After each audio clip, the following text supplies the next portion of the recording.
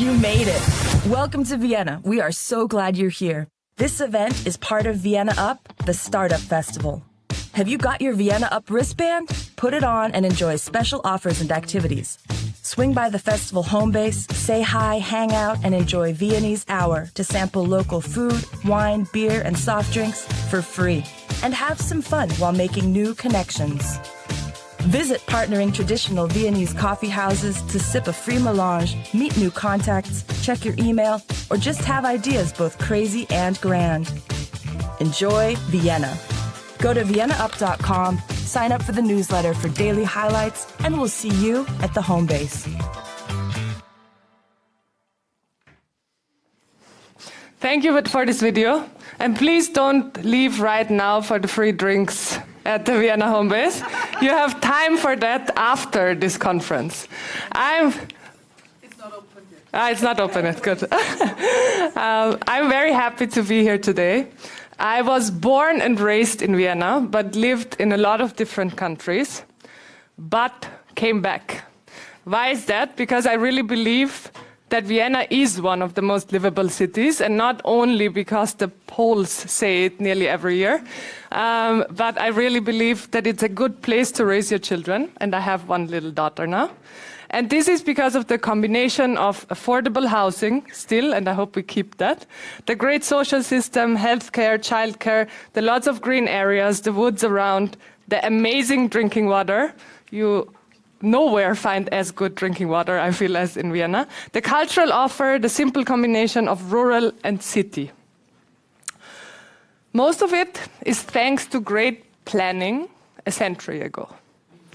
And somehow I had always this feeling that we lost a bit of this innovative movement in the last decades. But what I'm very happy to see is that innovation is back to Vienna. We are focusing way more on new projects regarding climate, social, etc. And many of them will be presented today. My name is Barbara Inman. I'm working for Climate Lab as a program director. And I'm very grateful to be part of this conference and moderate you through the day. So you will see me more often on stage in between and telling you what's happening. But before we start, it's something that we sometimes forget, and I don't want to keep it till the end. I want to thank everyone that made this conference possible. First of all, our partners, Wiener Stadtwerke, represented by Gunda Kirchner. Thank you very much.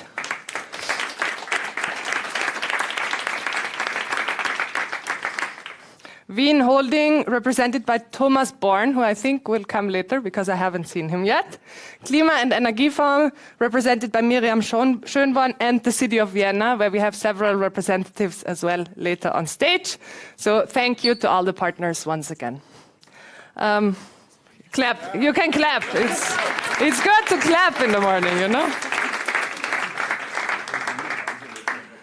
I as well thank the organizing team of Vienna Business Agency, Impact Hub, Climate Lab, and Zeitecht, our technical team, who made this possible. You see them in their nice Vienna Up t-shirts, you see them running around with microphones, you see them managing the catering areas and coffee areas. Without these back office and people behind the scenes, these kind of conferences would not be possible. And last but not least, I want to thank the Vienna Business Agency in general to make these kind of conferences possible, where we can showcase innovations that Vienna is representing to here, to the room, to all of you, but as well to the whole world, because we are streaming online and everybody can watch. And by that, I want to thank the managing directors, very new in the job, Gregor Dykes, and Gerhard Hirzi, who will say a few words to welcome you as well.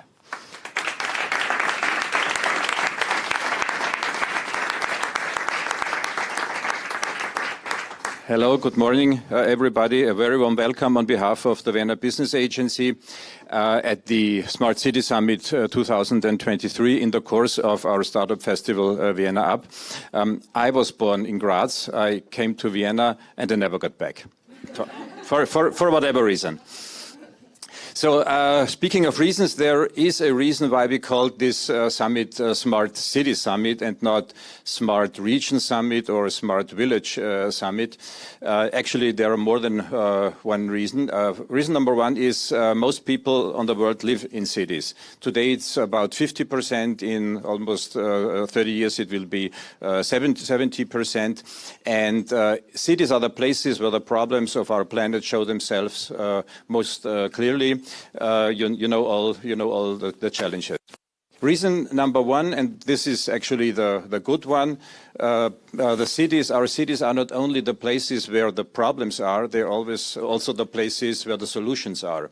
They are places where innovation, where R&D, where creativity happens, and they are the places where people live who are open for new ways off the beaten track. And Vienna, in that regard, is no exception. We have to face the same challenges as any other metropolis around the world. In 2010, Vienna was the 11th largest city within the European Union. In 2023, one decade, a little bit more than one decade later, we have become the 5th largest city within the European Union, which means we overtook 5 metropolitan areas in Europe and London, but they overtook themselves. And we have welcomed 300,000 new inhabitants in Vienna with 300,000 new and additional needs. So don't get me wrong, growth is a good thing because it's a precious basis, precious humus for any kind of development. But at the same time, of course, it puts pressure on every kind of infrastructure, housing, transportation, healthcare, you name it. And I'm very glad that I'm able to see something like a Viennese approach in tackling these challenges. And this Viennese approach is kind of a value-driven approach based on the fact or on the assumption that all our endeavors have to put the humans into the center and not the technologies. We called it digital humanism in Vienna, and digital humanism says that humans have to shape technology and not are being shaped by technologies. Speaking of smart cities and smart city policies, this digital humanism means that Vienna has no ambition to become the city with the most sensors or the most cameras, the most embedded chips or the most AI applications in the world. But the city has the ambition to safeguard the high quality of living for its citizens.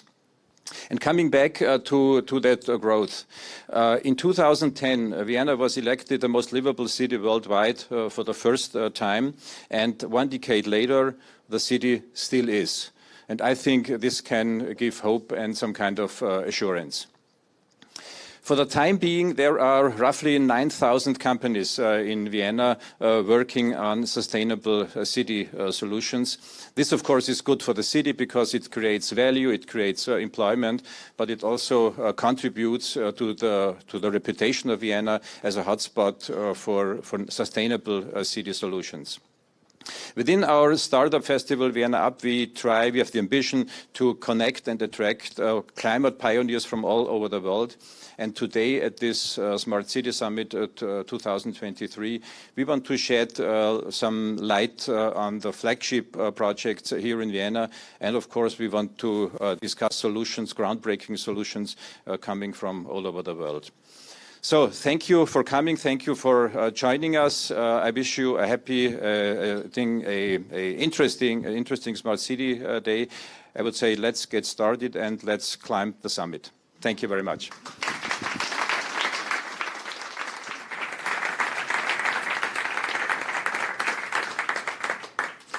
Thank you, Gerhard. And you said it, we want to listen in and discuss some of the flagship projects that are happening currently in Vienna, some of the innovations that are taking place.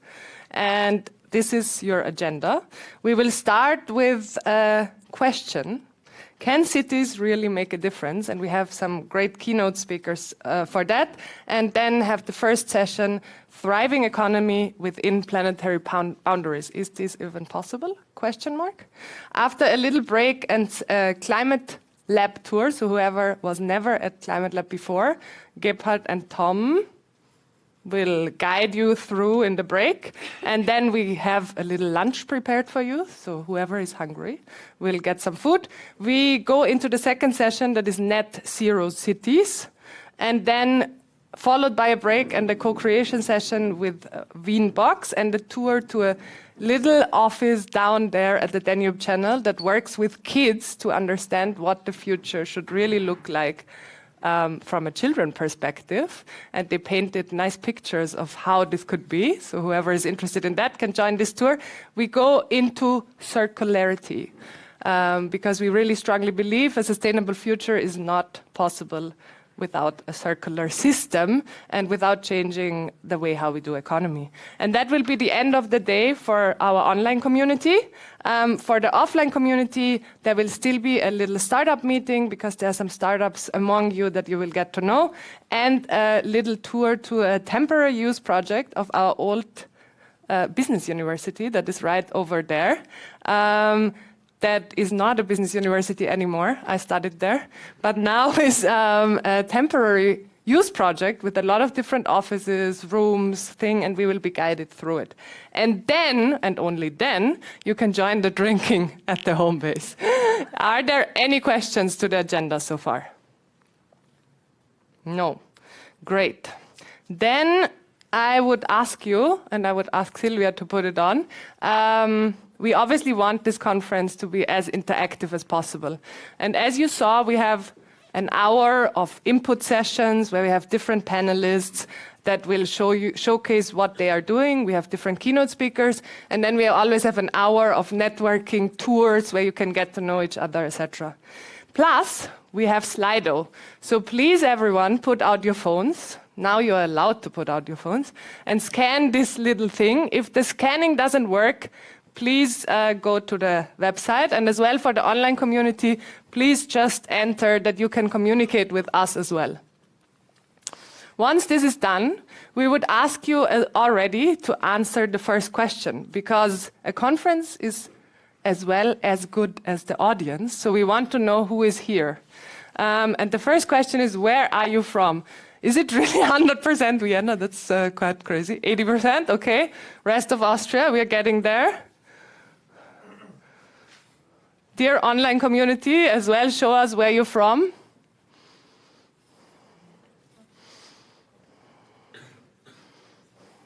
Everyone done? Some people are still jumping. Okay, Vienna is going down. I still see some people on the phone. Maybe they are writing text messages already, but... Okay, it seems we have a 50-50 Vienna, rest of Austria, Europe, and other, but as well 10% of outside Europe countries joining. Welcome to you especially, to listen in on what innovation Vienna has for you. The next question would be a quick one, just to get you used to Slido, as you need to use it through the conference. Which sector are you working in? And we have the options: public, corporate, civil society, startup, scale-up, science, and other.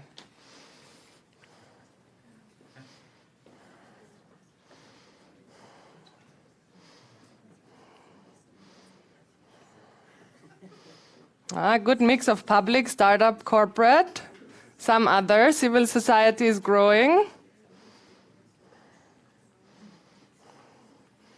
Very nice. Thank you for that. So we have quite a mix, third. No, it's changing. Startup 20%, public sector 30%, and then corporate around 15 to 20%, a few civil society, and a few science people. To make this a bit more interactive, I would need someone with a microphone. Silvia? Okay, you will, thank you. Maybe we can ask some of you that will not be on stage, so I go to the back. What are you doing and who are you? Let's ask this guy. Hello. Felix.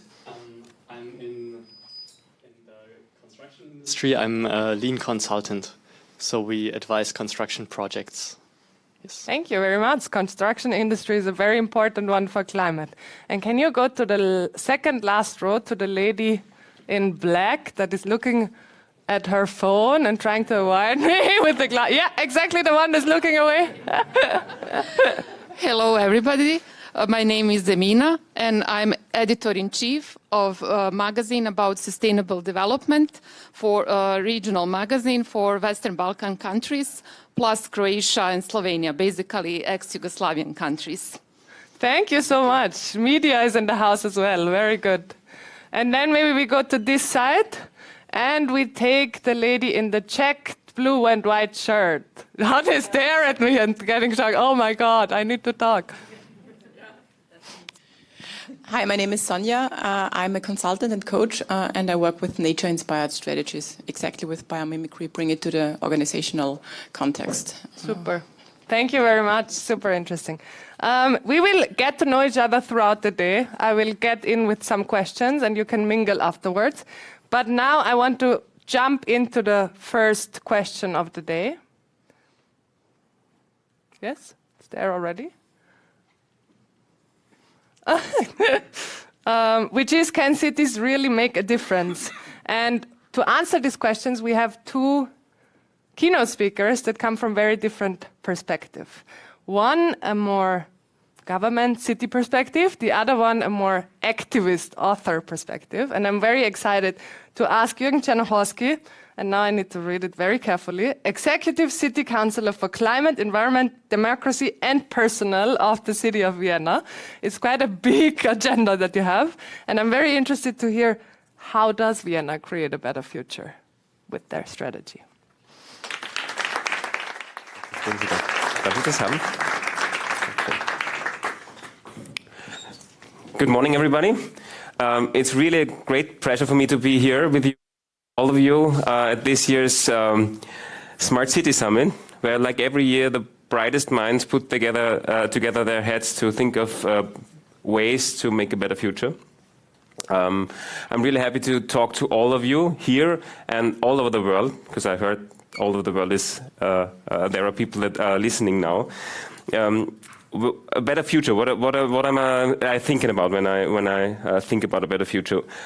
We all tend to think about new technologies when we think about the future, like AI, blockchain, quantum computing, the new Apple VR goggles, whatever.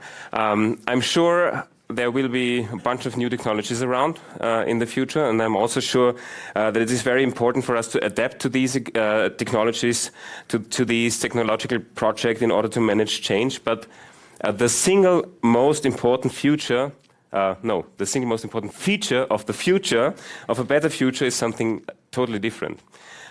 It is to work on a better future means to work on a high quality of life for everyone, not just a few.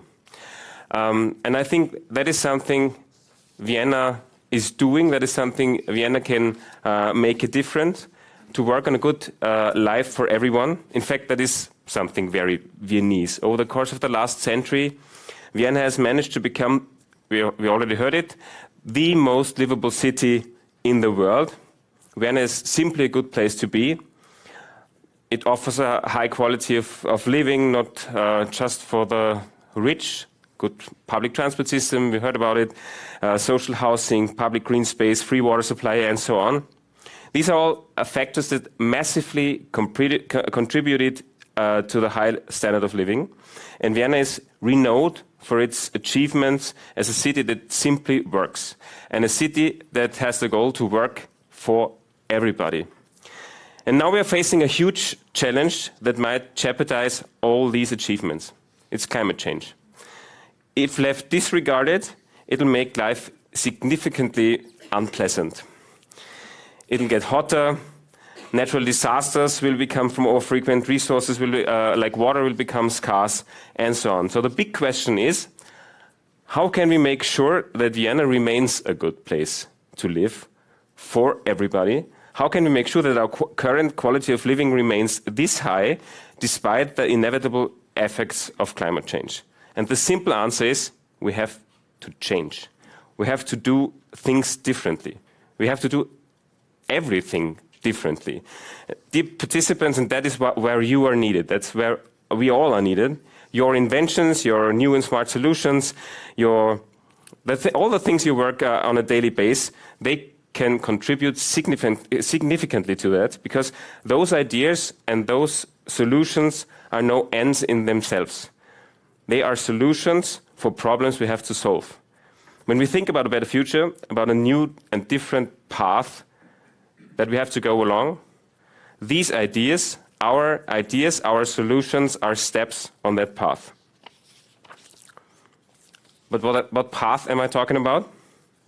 Well, we laid out a path roughly at the same time when Vienna got elected the most livable city in the world. It was a smart city strategy.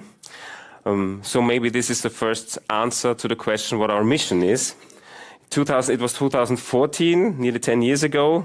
We adopted a strategy that is can roughly be described as the essential guideline for our work in Vienna. In the meantime, it was updated in order to tackle our more ambitious climate goals. Essentially, the smart city strategy is about one goal, and that's once again securing the high quality of living in Vienna while saving the resources we have through social and technological innovation and the work for an inclusive and just society. But social and technological innovation, that are nice sounding buzzwords. What does they mean?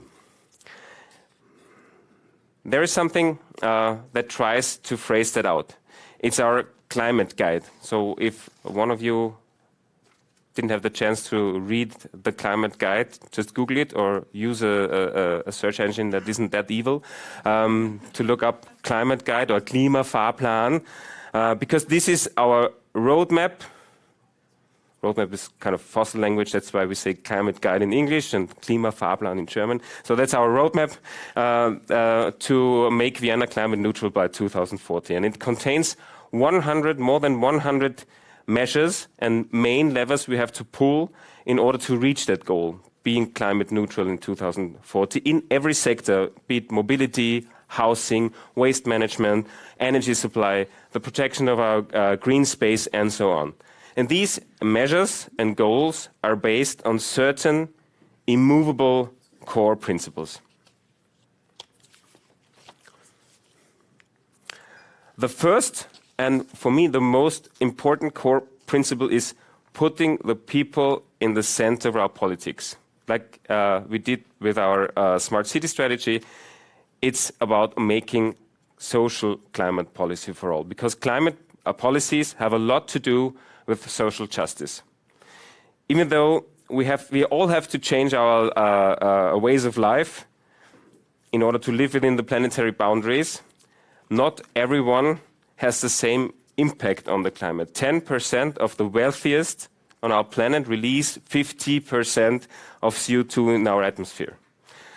And on the other hand, even though climate affects us all, not everyone has the same possibilities for adapting to new climate conditions or protecting themselves from them. So climate policies must therefore support social equality by supporting those who can't manage by themselves. So this is a core principle of our mission. In other words, once again, our purpose must be to create a good life for everyone.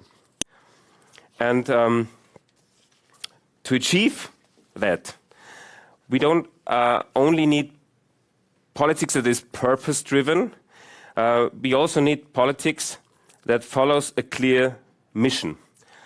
And this mission is to make Vienna climate neutral by 2040, to work on a city that transforms itself in a circular economy, to secure and enlarge the area of the city that is covered by green spaces. It's 53% now, while providing affordable housing for a growing number of citizens, like Gerhard told us already before. to provide and guarantee high-quality mobility services in every neighborhood that render private cars obsolete. These are the missions. And one of our biggest endeavors, one could even say it's our own Man to the Moon project, is phasing out gas until 2040. By then, all buildings in our city will be heated and cooled entirely without having to use fossil fuels. Keep in mind there are approximately 500,000 gas boilers right now in the houses you can see outside the window, 500,000. So changing to climate neutral energy will be very challenging. For that we need everyone's brain power, especially yours, entrepreneurs, startups, innovators, the people working from the City of Vienna, because it's a real big thing we want to achieve. Because being on a mission only means knowing exactly what the goal is. It doesn't necessarily mean knowing every single step that it is needed. And so we have to work on these steps in the next years to come. The best example to illustrate this is the real moon landing that JFK called the biggest and most dangerous adventure in history of mankind. The mission took only 7 years from 1962, where he said the first time we chose to go to the moon within a decade. And 1969, it was done. So it only took 7 years, but it also needed the skills of over 400,000 people. It cost billions and billions of dollars. And at the same time, the US made the decision to fly to the moon. Nobody really knew how exactly they were going to manage. That was important. The most important aspect was the mission, a political mission. This clear mission gave everyone an objective that people committed to and that they wanted to achieve. And even decades later, society is still benefiting from many inventions and newfound knowledge that working on accomplishing this mission brought along. So, why I'm talking about that is, keep in mind, leaving fossil fuels behind is such a mission. It can be described as Vienna's own moon landing. And like JFK in 1962, we have the will to accomplish it. It's also going to cost a lot of money. It will also take some years to achieve, and it will also need the commitment and workforce for everyone, especially yours, because we don't know the steps, every single step already. So it's homemade Viennese ways and solutions that contribute to the entire city public welfare. You are part of this massive change process, be it because you focus on sustainability and on circular economy or energy revolution, whatever. I think the community you are right in is the community that is getting this mission done.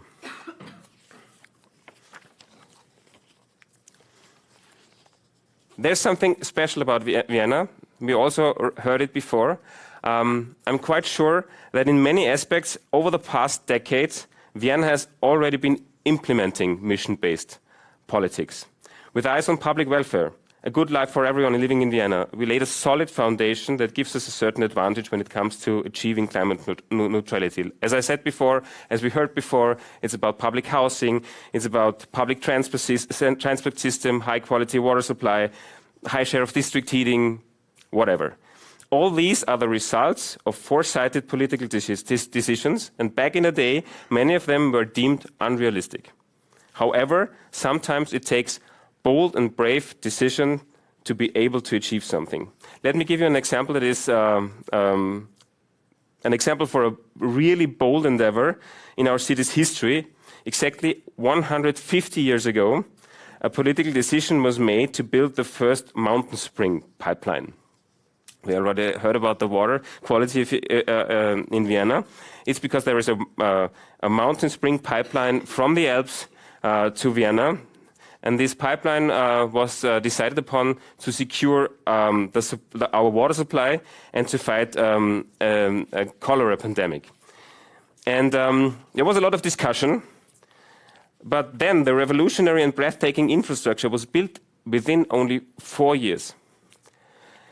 Of course, there were skeptics around, and at the time the decision was made, some of the technical solutions have not even been discovered. 4 years later, it was done. And as you can see, it worked out fine. Nowadays, nobody in Vienna can imagine a life without receiving the best water from the Alps by just turning on the faucet. Everything that positively moves a society forward is preceded by a dream, is preceded by a vision, and is preceded by a decision to go on that mission. And recently, we chose to go climate neutral. To achieve that, and therefore create a better future for all, we can use these foundations already made, already laid in the past. And I want to invite you to make this mission with us, to go on this path with us. Because it's a path for a better future for us all. There's another core principle in the climate guide I told you before.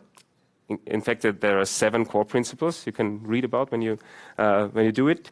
And this core principle is strengthening the regional economy.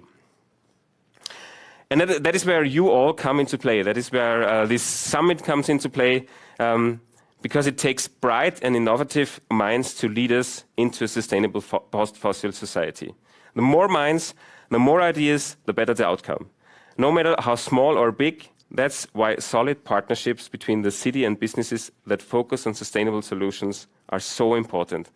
And that's why I really want to thank Gerhard and the team of Business Agency to work on these solid partnerships, to work on funding schemes, to enabling innovation. Because that is what it's needed to go on that mission. For the mission to manage an ecological and social transformation of the city in less than 2 decades, it's you whose creative drive and will to find solutions and increase life quality will be essential.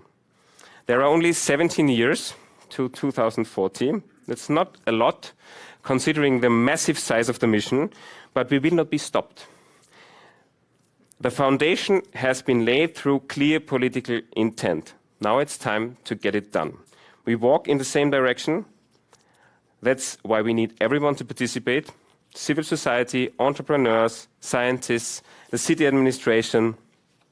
We need you to participate. Let's do it. Let's stay hungry, keep being innovative, keep working on a livable city. We make sure you find the best conditions to do so, and I'm happy to do it with you.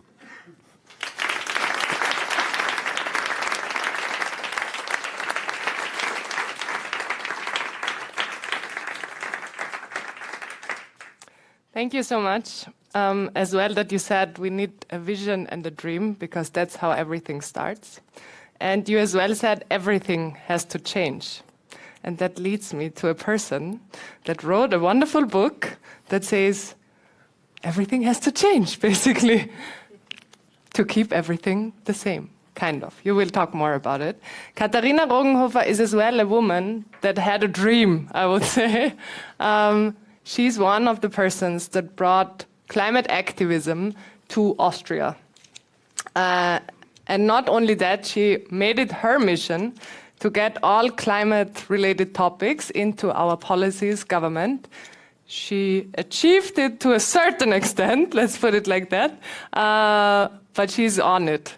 And she wrote the book, If Nothing Changes, Everything Changes. So what needs to change, Katharina?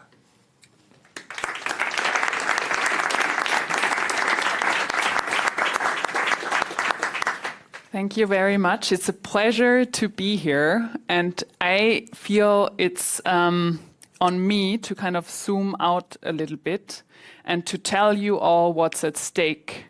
For you also to keep that in mind during this full day of discussions.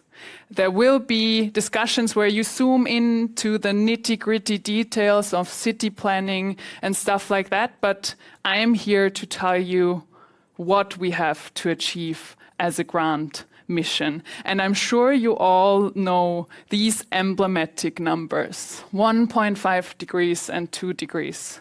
Over 190 countries signed the Paris Agreement stating that they will do everything in their power to limit global heating to 2 degrees, but better even limit it to 1.5. And that doesn't sound like a huge difference. It's just 0.5 degrees. What could that mean? And the IPCC showed that, for example, the number of people on the planet being exposed to severe heat will be tripled if we look at the 2-degree scenario versus the 1.5-degree scenario. So it's not just a little bit more. It's a significant number of people being exposed to extreme heat. And the last IPCC report even showed that a heating of the planet of 1.7 degrees to 1.8 degrees will mean life-threatening effects on half of the global population. And this is where I have to pause for a second, because half of the global population, this is not just some millions of people. These are billions of people probably being exposed to life-threatening effects of the climate crisis. And some of these effects we already see today. You can see those timelines go from 1950 to today, and you see a rise of flooding events on the top left, where we can see that from 1950 to today, flooding events became 15 times more likely. On the bottom left, wildfires, 7 times more likely today. On the bottom right, extreme temperature events even are 20 times more likely today than in 1950. And the thing that scares me most is that many scientists speak of things that are called tipping points. Tipping points are self-reinforcing processes like the thawing of permafrost. We have large, vast lands that are constantly frozen in Siberia, for example. These are called permafrost, and if they melt, they release methane into the atmosphere. And methane, as a very potent greenhouse gas, will heat the Earth further, will lead to more thawing of permafrost, and will release even more methane. So you see this is a vicious cycle of climate catastrophe. And this is exactly the word I'm using now, climate catastrophe. This can get us onto the brink of climate catastrophe if we start those tipping points. It's like a domino effect. We can't really stop it at that point where we release enough CO2 into the atmosphere to get those in motion. And the problem is we are already on the way to do this. In black, you can see the historical emissions that we have released into the atmosphere from 1990. And on the right side, in different colors, you can see the projections into the future. And the biggest, uppermost blue projection is the most likely one to happen. Those are the current policies. If we consider scientifically all current policies on the planet, we end up at a warming of 3 degrees Celsius until the end of century. And I just talked about 2 degrees and 1.5 and what they mean for the planet. 3 degrees will be a totally different civilization, will be totally different economy. I don't even know if the economy that we see today will exist in such a scenario. But even if we consider all the pledges and targets, so all things politicians like to say in grand speeches, like the climate neutrality to 2040 that Austria wants to set as a goal and that is not put into a law currently, or Finland with climate neutrality 2035, Germany 2045, if we consider all those pledges that have not been put into law yet, we end up at 2.4 degrees of warming. And the 1.5 and 2 degrees that I just talked about, they are at the bottom in green and yellow, and we are far off from that goal. But there is one good thing in this graphic that has not happened yet. It's on us to decide which path we can take from here. And if I say we, who is we? We is the countries that have contributed the most to the climate crisis we see today. And if we add up all emissions that have been released into the atmosphere, you see the US and the EU leading the amount of CO2 that has been released. So we are responsible to take the first steps. We are responsible to find the biggest, greatest solution to those problems. And if I say we have to find solutions, that also means that we have to reduce our greenhouse gas emissions. And this is the example of Austria's climate policy. So if we really want to keep the 2040 target of being climate neutral, it should look like this. Our emissions have to go down. And what I show you now is what happened until now. You don't have to be a mathematical genius to see that it didn't go down at all since 1990. And this is an example of Austria, but we all, every single country in the world, and especially in the global north, has to bend this curve down. And if I say that, what do we need? What do we need to do this? What do we need to achieve this? And those will be solutions that you've all heard of. But I'm here to just kind of briefly brush through them so that you keep them in mind in every session that follows.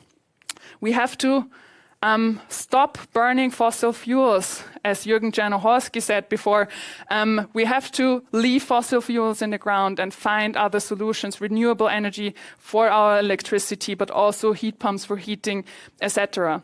We have to switch the modes of transportation, especially in cities, plan good public transportation, plan and build the infrastructure for active mobility, and find solutions for the last mile. We also need people to do this. There is a lack of skilled workers to bring about these transitions. So we have to plan nationwide training programs for green jobs, and maybe your company can do a step in that. But we also have to put those things into law. As I said before, Austria was not able, since 2020, we don't have a climate law. And this is something that we have to work on. We have to set binding CO2 budgets with yearly reduction targets so that we keep our goals alive. And we do not only not do the right things, we also subsidize the wrong ones.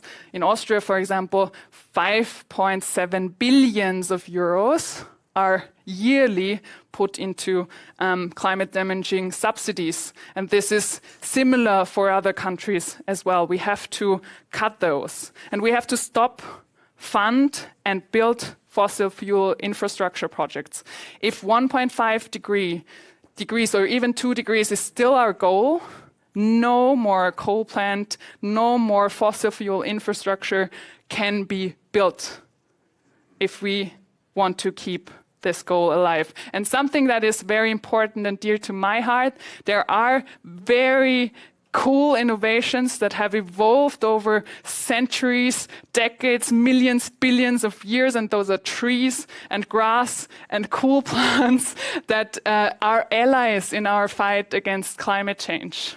We have to get those allies out, especially in cities, build trees, but also outside of cities, renaturate wetlands that can bring CO2 out of the air, and provide green spaces that are not only good for regeneration, but also for adaptation purposes, because cities are getting warmer faster than rural areas. And this has been mentioned before, this cannot be done. Reaching our climate goals will not be done by the linear way our economy works today. We can't take those much resources out of the ground, make products out of them, and throw them away. We have to think about reducing the input of resources in the first place, and then building everything. Every idea has to be built in a way where it lasts long, where things can be repaired, and every single facet of the product can be replaced as well. And we are also bigger than our our countries and nation borders. There are things that are produced somewhere else and we buy it, and we have to take also responsibility for our supply chains. And this is true for social purposes and also for environmental purposes. Just as an example, the EU is responsible for 16% of the global rainforest deforestation. So this is on us. This is not on Brazilians or wherever we point our fingers. This is on us to change around.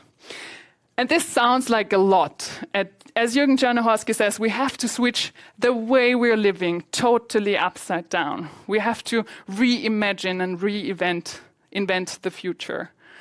And I want to kind of take a different perspective on it, because we can win a lot in this transition. We can win and gain greener cities. We can go from A to B in a very comfortable way. We can produce our own energy and be energy independent of countries like Russia, like Kazakhstan, but also Iraq, where we get our gas and oil from. We can create green jobs. We can have cleaner air and lead more healthy lives in this future. So you have to be also part of keeping this vision alive. Where do we want to go? What is our vision of this moon landing looking like? How does the future feel and breathe? And where do we want to go? And sometimes I feel like this man on the cartoon, but just with more hair, who advertises this green future, and he says a lot about green jobs, livable cities. And at the back, someone stands up and says, but what if climate change is bogus or is a hoax, and we created a better world for nothing? And it's just about that. It's not only about the climate crisis. It's not only about CO2 emissions. It's about the world that you and I, that your children, that your parents, that other people in the global south will lead in the future. It's about the future that we want. It's about the future that we can create. And how do we do that? How does everyone support this future? And we live in a time where greenwashing and bogus claims are big. And I want to ask of you all, don't be part of this.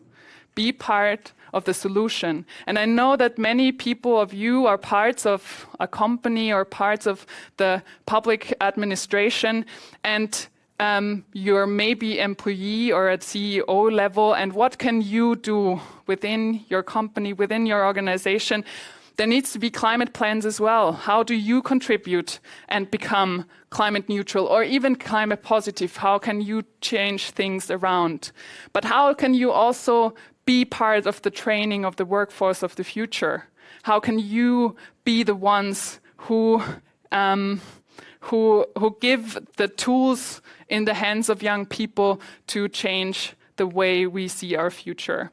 But also, how do you plan business trips? How do you commute? How do your products get sent around? And how do you manage your freight transports? Do you use renewable energy? Can you build them on your roofs or on the areas that your company exists on? Don't make sustainable procurement just a word, but really do it and set an example, especially in administration or public-private partnerships, and go the extra mile to show that it's possible. And you are not apolitical actors. There is nothing as an apolitical actors. If you are part of the solution, then be loud about it. Tell other people how you've done it.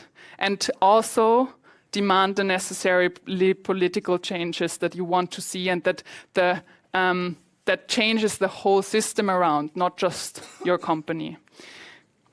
And we are all also here as citizens, not only as part of companies. So I really urge you to make your voices heard in elections, in referendums, in petitions, join citizens' initiatives, be part of NGOs, join the climate movement, and go to strikes. And as a human being, maybe you are the one your voice is the one that changes other people's minds. Maybe I'm not the one, maybe you have to speak up. And I want you to speak up with me and to make this great transition possible. Thank you.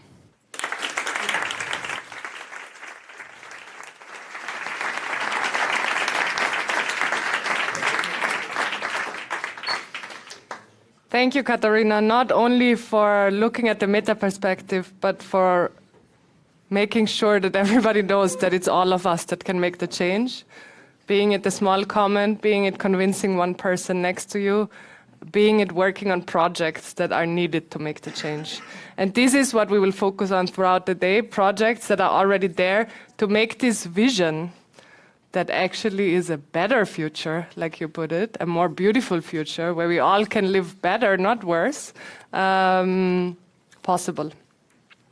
And that's how we go to the first panel discussion, which is around thriving economy within planetary boundaries. So how is it possible to thrive? And that's this question of growth and degrowth within planetary boundaries. And for this session, I want to hand over to Karin, who will moderate the session. There you are. Moderate you through the session and as well get the panelists on board. Thank you so much.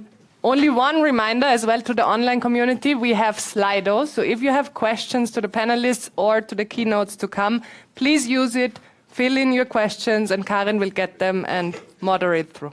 Thank you. Thank you. Thank you, Barbara. Yeah. So, good morning, everyone. Distinguished guests, distinguished audience, welcome to our first session of the Smart City Summit, a thriving economy within planetary boundaries. I may welcome to the panel my dear panelists, Eva Czernohorski from the Vienna Business Agency. Then we have Bianca Humer from the Wiener Stadtwerke. Then we have Sonja Zaratnik-Leonhardsberger from the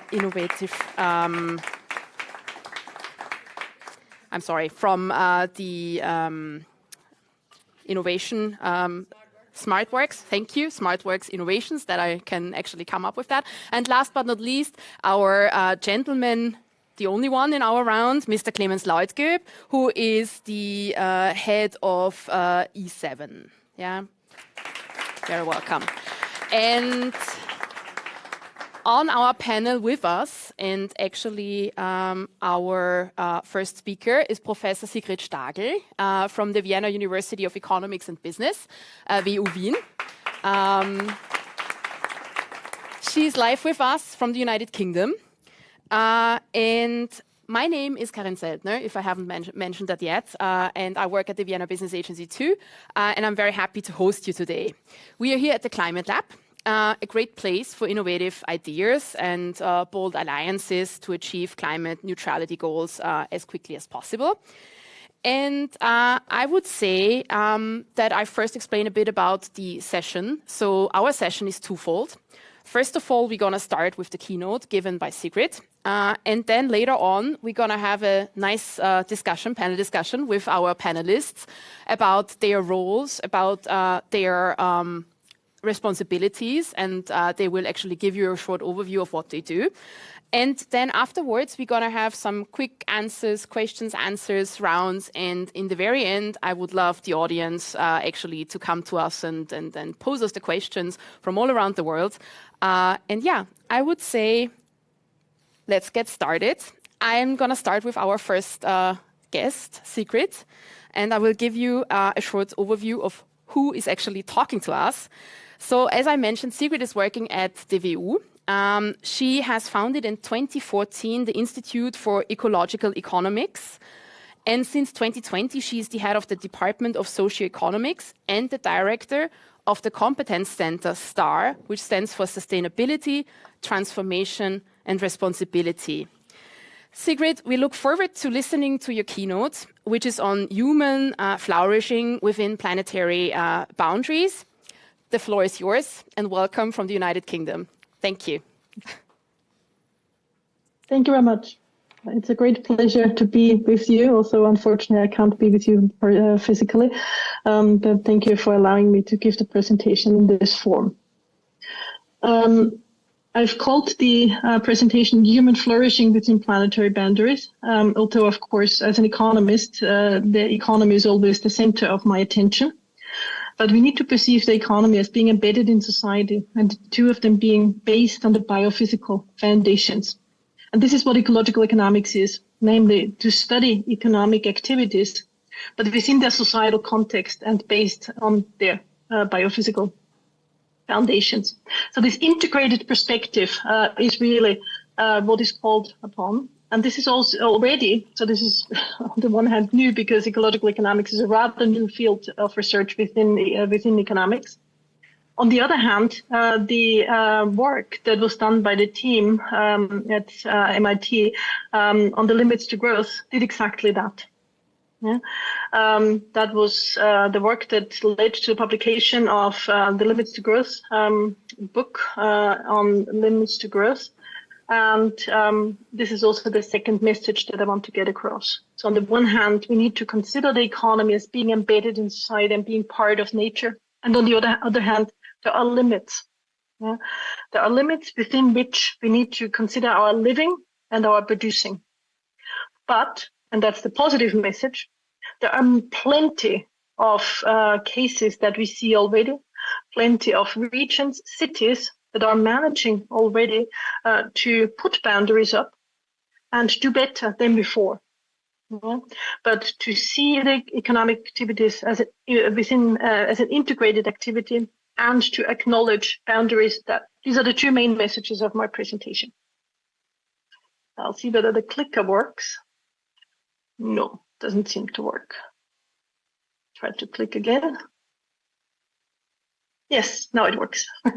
Planetary boundaries. You may have seen that picture already or a version of it. This is, as I said, I'm an economist, but as an ecological economist, I do read a lot of natural science publications. And this is work from natural scientists. Mostly the team is led by Johan Rockström. And the first version of the planetary boundaries we saw in 2009. Then it was updated 2015, 2022, and recently again. What we see there is from a global perspective, which are the 9 most important dimensions that we need to pay attention to. It's no surprise that climate change is one of the dimensions there. But there are also others, such as nitrogen cycle, phosphate cycle, land use change, ecological integrity, biodiversity, and so on. So there are important dimensions on a global scale that we need to keep an eye on. Otherwise, we see exactly what Katharina Rogenhofer has pointed out, namely that there are tipping points. There are feedback effects which lead to runaway effects, which we cannot manage anymore. Yeah. And this is the qualitative assessment also that is given here, and the assessment is also quantified in the depiction. Namely, there is a green area in the middle, that's sort of safe operating space. Human development always means change to nature, but the question is, how deep is the change? Is it change that we can sort of live with? Or is it change that leads to effects that we cannot control anymore and undermines our life support systems? Yeah. Within the green area, we are sort of changing nature, but to an extent that is okay for us and for other species. And in the areas where we're outside of the green space, there we are really running into problems. So you can see that in multiple dimensions, natural scientists are telling us that we are really running into problems. What may be surprising is that climate change isn't even deemed as the most dramatic problem. So, for example, to the left of it, of climate change, which is on the top, biodiversity loss is considered as even a bigger problem. Yeah? So it's important to keep an eye on climate change, but it's not enough to just tackle climate change. This is the unfortunate conclusion from this natural science analysis. So, yeah. And here is a recent insights about global biodiversity, which has declined by nearly 70% since 1970. Yeah, and slowly biodiversity is also rising up the business risk agenda. Yeah? So slowly, it is also coming into the sphere of economic decision makers that we need to pay attention to biodiversity as much as we need to pay attention to climate change and the other named dimensions. Okay. There's always a little bit of a delay, and this is, by the way, was a graph from the Financial Times. So I've thrown in a few graphs and articles from the Financial Times because it does come into the business sphere now that the biophysical constraints become important for economic decision makers. This is Johan Hogström, whom I mentioned already. He was sort of the mastermind behind the planetary boundaries work. And here in a recent presentation, he's also pointing out, of course, that we are part of, or we live in the Anthropocene. Yeah? Earth system scientists have declared that we no longer live in the Holocene, where we have been for the last 10,000 years or so, which was a very agreeable, which were very agreeable conditions for us, where most of human development has happened. But nowadays we live in a new geological epoch, but it's not yet a new state. So we need to be alarmed. We need to be really concerned to make changes to our ways of living and production, but there is still room for maneuver. And this was presented last week, the most recent update of the planetary boundaries work, where they are not only saying what are the dimensions and where do we stand, here now depicted with the current, meaning the little planets where they are, and if they're outside of the green space, then we are in trouble in these dimensions, which confirms what we have seen in the last graph, namely in many of the dimensions we are in trouble because we're not within in the current state, we're not within the green safe operating space, but they're also including the question whether it's safe and just. So this is for the first time a collaboration between natural scientists and social scientists, and this is so important. And also Jürgen Czernohorski mentioned it already. It's not just about climate policy. It's not just about acknowledging nature, but it's also about justice. So this safe and just Earth system boundaries, which was just recently presented, they are defined and quantified safe and just Earth system boundaries for sustaining the global commons that regulate the state of the planet, protect our species, generate NCP, reduce significant harm to humans, and support inclusive human development. Exceeding safe boundaries results in widespread significant harm. Our just and safe Earth system boundaries align for surface water, groundwater, functional integrity, natural ecosystem areas, phosphorus, and nitrogen. So these are the important dimensions where we're currently exceeding the boundaries. So we need to learn to acknowledge boundaries and flourish within the boundaries. Nations, cities, businesses, and other key actors need to set and achieve science-based targets for reducing their environmental impacts based on translation of safe and just Earth system boundaries to act on the fair shares. Nothing less than a just global transformation across all Earth system boundaries is required to ensure human well-being. Such transformations must be systemic across energy, food, urban, and other sectors, addressing the economic, technological, political, and other drivers of Earth system change, and ensure access for the poor through the reductions and reallocation of resource use. All evidence suggests this will not be a linear journey.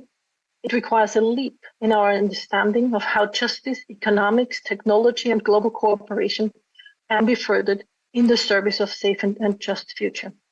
And here we are talking about a leap, and I just want to give you one example, what sort of leap it is for economics and business. In 2018, for the first time, a climate economist received a Nobel Prize for economics. It was a sort of exciting for the community that finally the field is acknowledged. It's really important also within economics. William Nordhaus was chosen as sort of the awardee. So when he picked up the prize, he gave a presentation about his model, which is called the DICE model. And on the slides of his presentation, he showed that it is economically, no, don't move forward yet.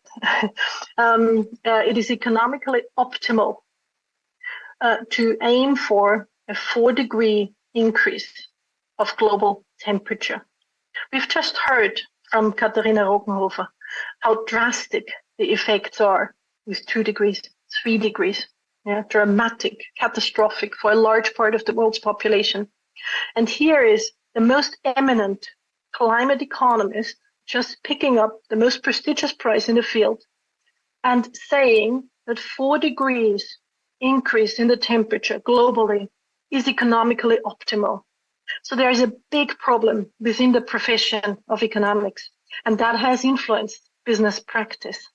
Yeah? So this is why we really need a leap in our understanding to acknowledge justice as a goal, just as much as productivity and income, and to acknowledge biophysical limits to be part of our analysis and of our doing. Now we can move on. Yep. The problem is that at the moment, no country meets the needs of the population and stays within the biophysical limits. But it's no surprise, because our analyses have been based, at least for the last few decades, mostly on maximizing gross domestic product. Even the distribution of gross domestic product wasn't a concern. So this is another representation where the human needs are at the center, and this is work by former colleagues of mine from University of Leeds, where human needs are at the center. And the biophysical boundaries, can I use the clicker? The biophysical boundaries are around it. And here we have a country, Bangladesh. It's a poor country. Human needs aren't fully satisfied because the tarts in the middle. There's still lots of red areas. And what's positive about Bangladesh, it doesn't exceed the biophysical limits. It's fair share of the biophysical limits. Yet it's not an example that we want to follow because the human needs aren't satisfied, as we see in the center.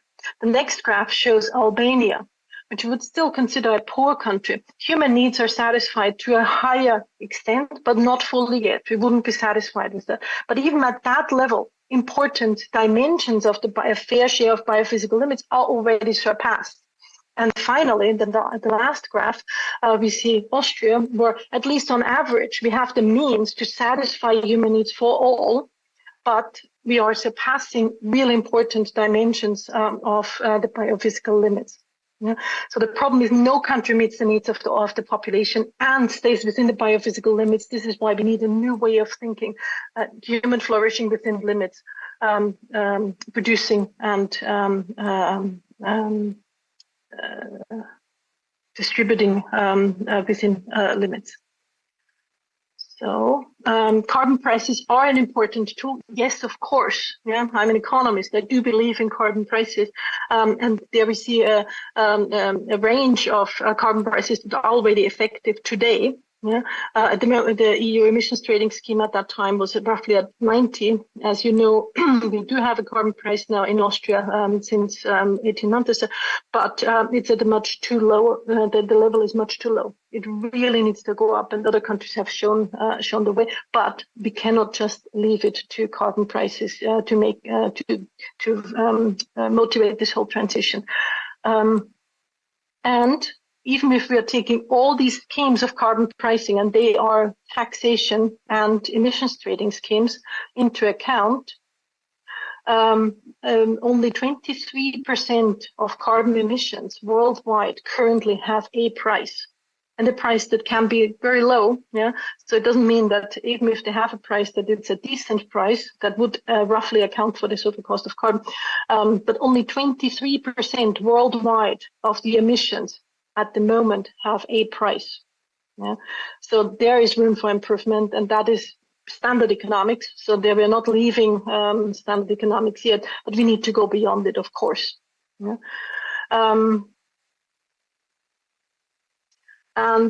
Here, that's the way of thinking that we need. Our economic system is completely dependent on nature. And this was an article that was recently published in the Financial Times, for example. Yeah, so this is what I tried to indicate with the biophysical boundaries. And this is what ecological economics tries to include into our analysis, as well as Earth is past its safe limits for humans. Yeah, this was the presentation by Johan Rockström, which was also perceived in the Financial Times. Okay. And degrowth starts to move in from Europe's policy fringes. 2 weeks ago, there was a conference in the European Parliament on degrowth. Yeah? So to see how can business activities and economic activities be successful even within limits. So what can business and economics contribute to address these challenges? On the one hand, to acknowledge that we are in the Anthropocene, yeah, but that it's not doomed, yet it's a big challenge. Yeah? That we need a transformation to stay within planetary boundaries, to acknowledge limits to growth. Yeah? By the way, the report Limits to Growth that was published in 1972, and it was perceived by economists, but economists really slaughtered it. They really didn't like the report. And it's not that they didn't like the analysis, they didn't like the conclusions of it. And there was an article written in a journal, and William Nordhaus, whom I just mentioned earlier, the Nobel laureate, was the editor of the journal. And it is normal academic practice to allow somebody whose work is attacked to write a rebuttal, yeah, to defend yourself. And already at that time, 1973, William Nordhaus did not allow Jay Forrester, who was sort of the mastermind behind the Limits to Growth report, to defend the approach that they had taken. Yeah, so the thinking in silos has been defended for decades, for 50 years, and it's time to leave the silos and to think in feedback loops, to think in an integrated fashion, to think in complex systems, because the systems that we live in, that we work with, they are complex. We can't define it away. Okay. Yes, there are market forces, and they are important. Sorry, I'll still need to slide. Thank you. Market forces are in effect, and we need to correct them so that they are adequately taking into account societal and biophysical effects. Technological disruption, political progress, and mass movements, all of that we need in order to get to zero carbon, zero loss of nature, zero poverty, and zero pandemics. The way to go about it is to set science-based targets, to seek regenerative ways of producing and living, basically meaning that we are using and improving the resources that we have and not exploiting them, and meeting the needs for all within planetary boundaries. Thank you very much for your attention.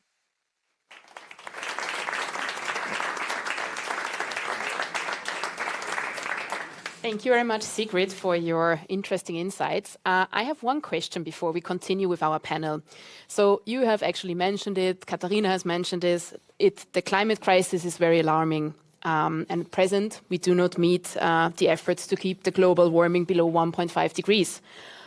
However, what makes you optimistic that we can still make this goal and meet that and actually make the turnaround? Yeah. Mm-hmm.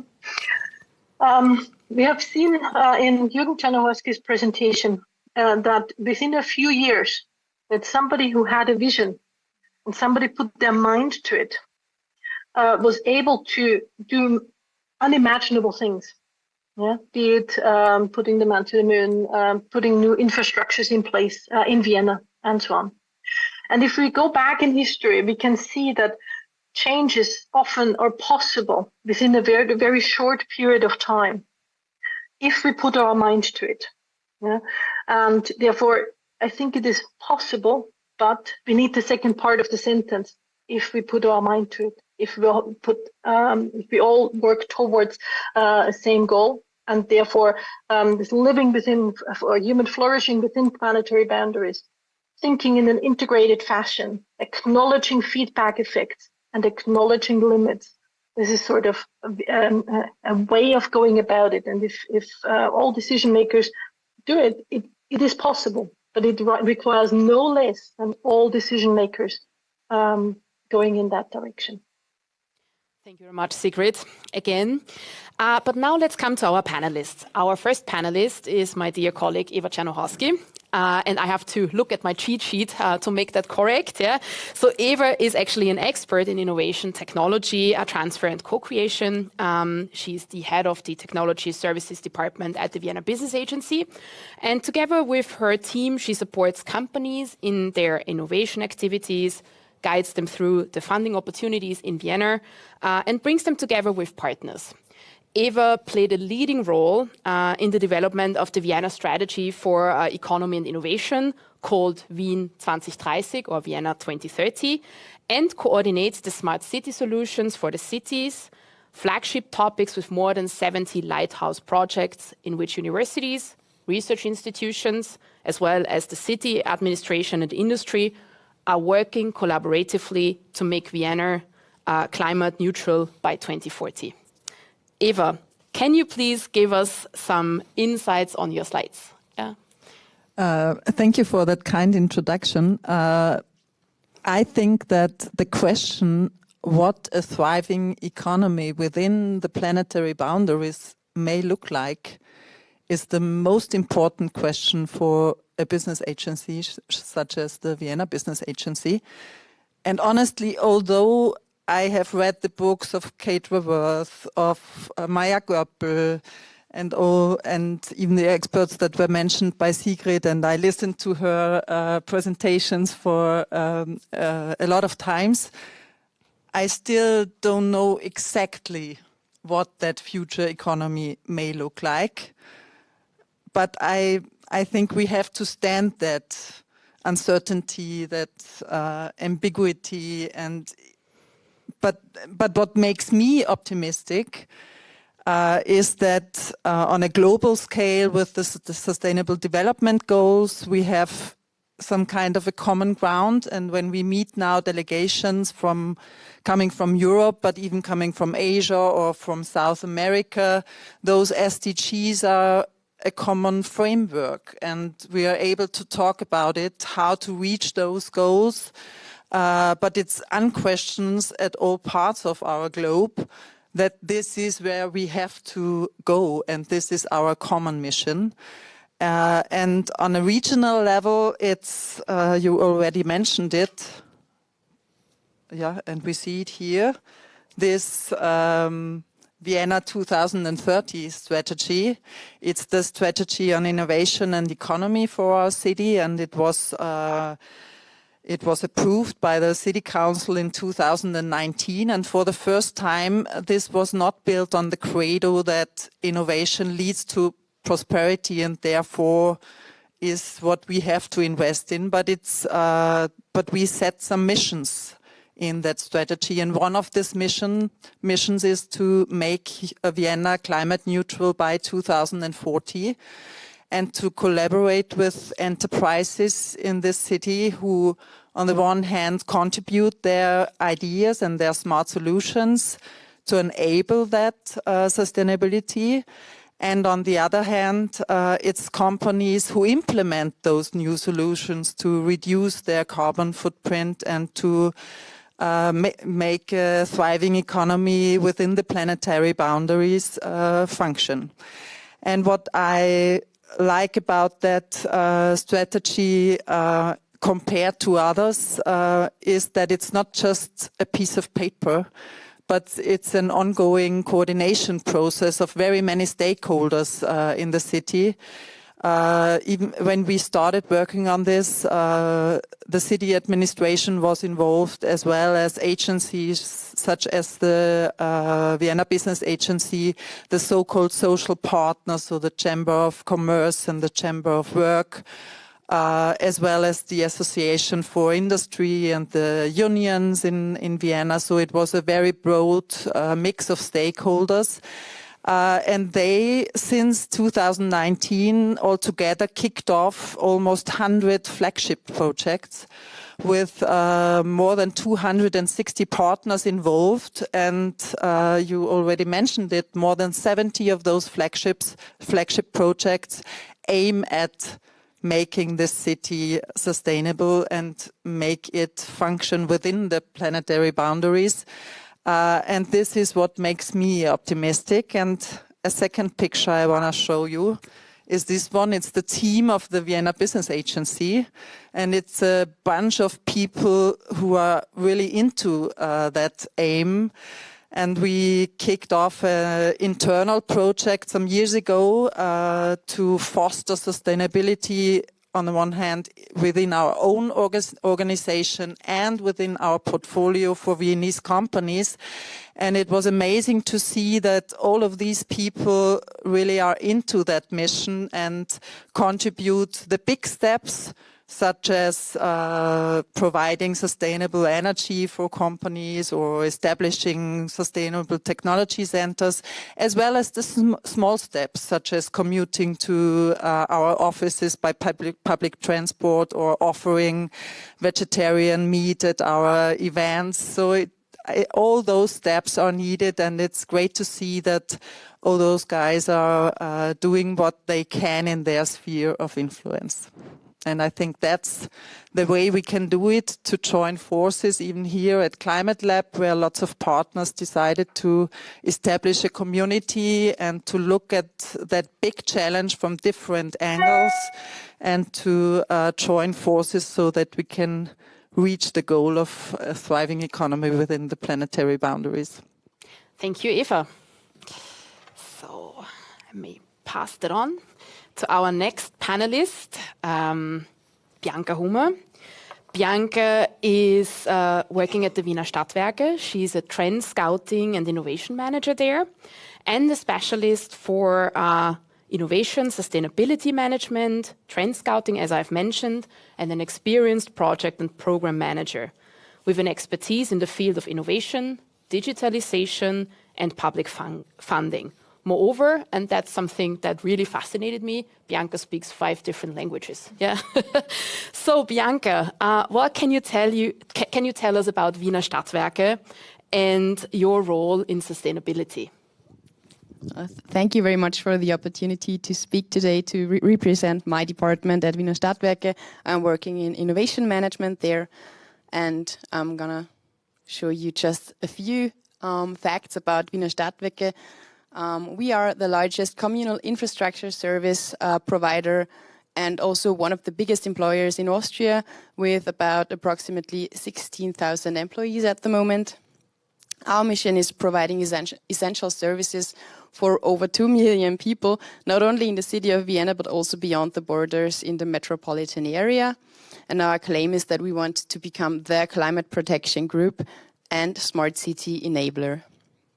We span a lot of industry sectors, actually, among our group companies, starting at energy, gas and power infrastructure, but also funeral services and facility management. And a big part is also mobility services. I think most of you know Wiener Linie, and maybe you got here by public transport. So that's also a big part that we are doing. We in our department are funding innovation and sustainability.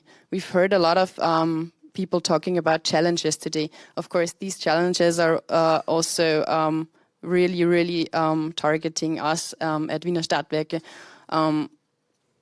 First and foremost, climate change, of course, but also digital transformation and demographic change. We are also experiencing skilled labor shortage, for example, which makes it really hard for us to find qualified personnel for our project actually tackling climate change. But for us, change is also a chance. You see, we only changed one short letter, making it framed a little more positively. So this is our answer. We are investing heavily into all kinds of solutions tackling climate change. Starting 2023, we are going to invest 7.1 billion euros into projects tackling infrastructure, modernization, for example, extending pipeline networks, implementing sustainable mobility solutions, and so on. So innovations for us are the key to a future, to a sustainable future, to making and keeping Vienna the most livable city in the world, and an international role model. We in our department have certain investment funding facilities that our group companies can profit from. We have a climate fund, and we have a fund for research, innovation, and technical innovation projects. Here I brought with me some example projects. You can read them maybe in the slides. I'm just going to pick one or two really cool and important ones. For example, we are replacing paper parking tickets by a QR code solution. This is a pilot project for a parking space at a hotel. But imagine this is rolled out to the whole city of Vienna, so nobody will ever need paper parking tickets anymore, can have it any time on the smartphone, can't lose it, which is also a problem sometimes. And it saves a lot of resources, a lot of paper, basically. And another cool project is in 3D printing. For example, we are knowledge building 3D printing solutions, but are also tackling like what's at the end of it, like the residue, what is left of 3D printing, we are trying to use again. So, yeah, that's two really cool projects. Well, thank you so much, Bianca. That was really very informative. Our next guest is Sonja Zaratnik-Leonhardsberger. Now I really have to concentrate that I make this right. Sonja is the Managing Director of SmartWorks Innovation. So that was the tricky word for me. A company that has been founded by Wien Energie, so Vienna Utilities, and the Wiener Stadtwerke. In a previous role, Sonja used to lead the Department for Corporate Startups at Wien Energie. And moreover, Sonja is as well a multilingual coach, scout, and used to be a scout as well, and dedicated to the startup world. Sonja, what can you tell us about your work at SmartWorks Innovation? Thank you. First of all, thank you very much to have the possibility to speak here. SmartWorks Innovation is a sustainably thinking company, a strategic investment company held by Wiener Stadtwerke and Wien Energie. So that means we invest in startups. Startups. I show you the next slide. Startups in the strategic focus of energy, to get or to make the energy transition possible. Startups in smart cities, that means make the transport transition possible, and of course digitalization. We are part of this company group, thank you very much Bianca, of the company group, and for us it's very important, and we can take all the advantages by Austrian leading energy and infrastructure provider, Wiener Stadtwerke and Wien Energie, and we can, together with these advantages, or with the help of the advantages, we can maximize the success of the long-term partnerships with the startups. This is very, very important for us. In our portfolio at the moment we have 6 startups. Bianca already told you something about the smart inspection, but I will start with EaseLink. EaseLink is a startup from Graz, from Austria, and they developed a hardware-based automated conductive charging system for the electronic cars. The next one, Anything is the startup from Leverkusen, from Germany. They have a photovoltaic-powered sensors for IoT solutions for many different use cases. Ionate is a startup from UK. Ionate helped to keep the grid stable with the solution from smart transformers. That means that the software put on the transformers of the hardware can help with the control of voltage and power. Smart inspection, Bianca told you already something. It's a corporate startup from Wien Energie, and they. So maybe a question for the audience here: who of you knows smart inspection? Okay, I see some hands-on. It's cool.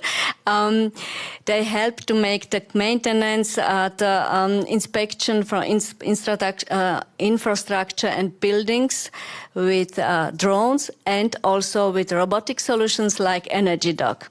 Triple is a startup from Graz, and they develop a software solution how it's possible that the employees' emissions can be reduced. And UPIC, it's a startup from Vienna, from Austria too. They have also a software solution. How can we optimize the charging solution also for shared economy? Because all of you and us, we know that the future will not be in autonomous transportation. So we have to put our efforts on shared economy, on public transformation, and UPIC also supports this way how we can tackle the transport transition.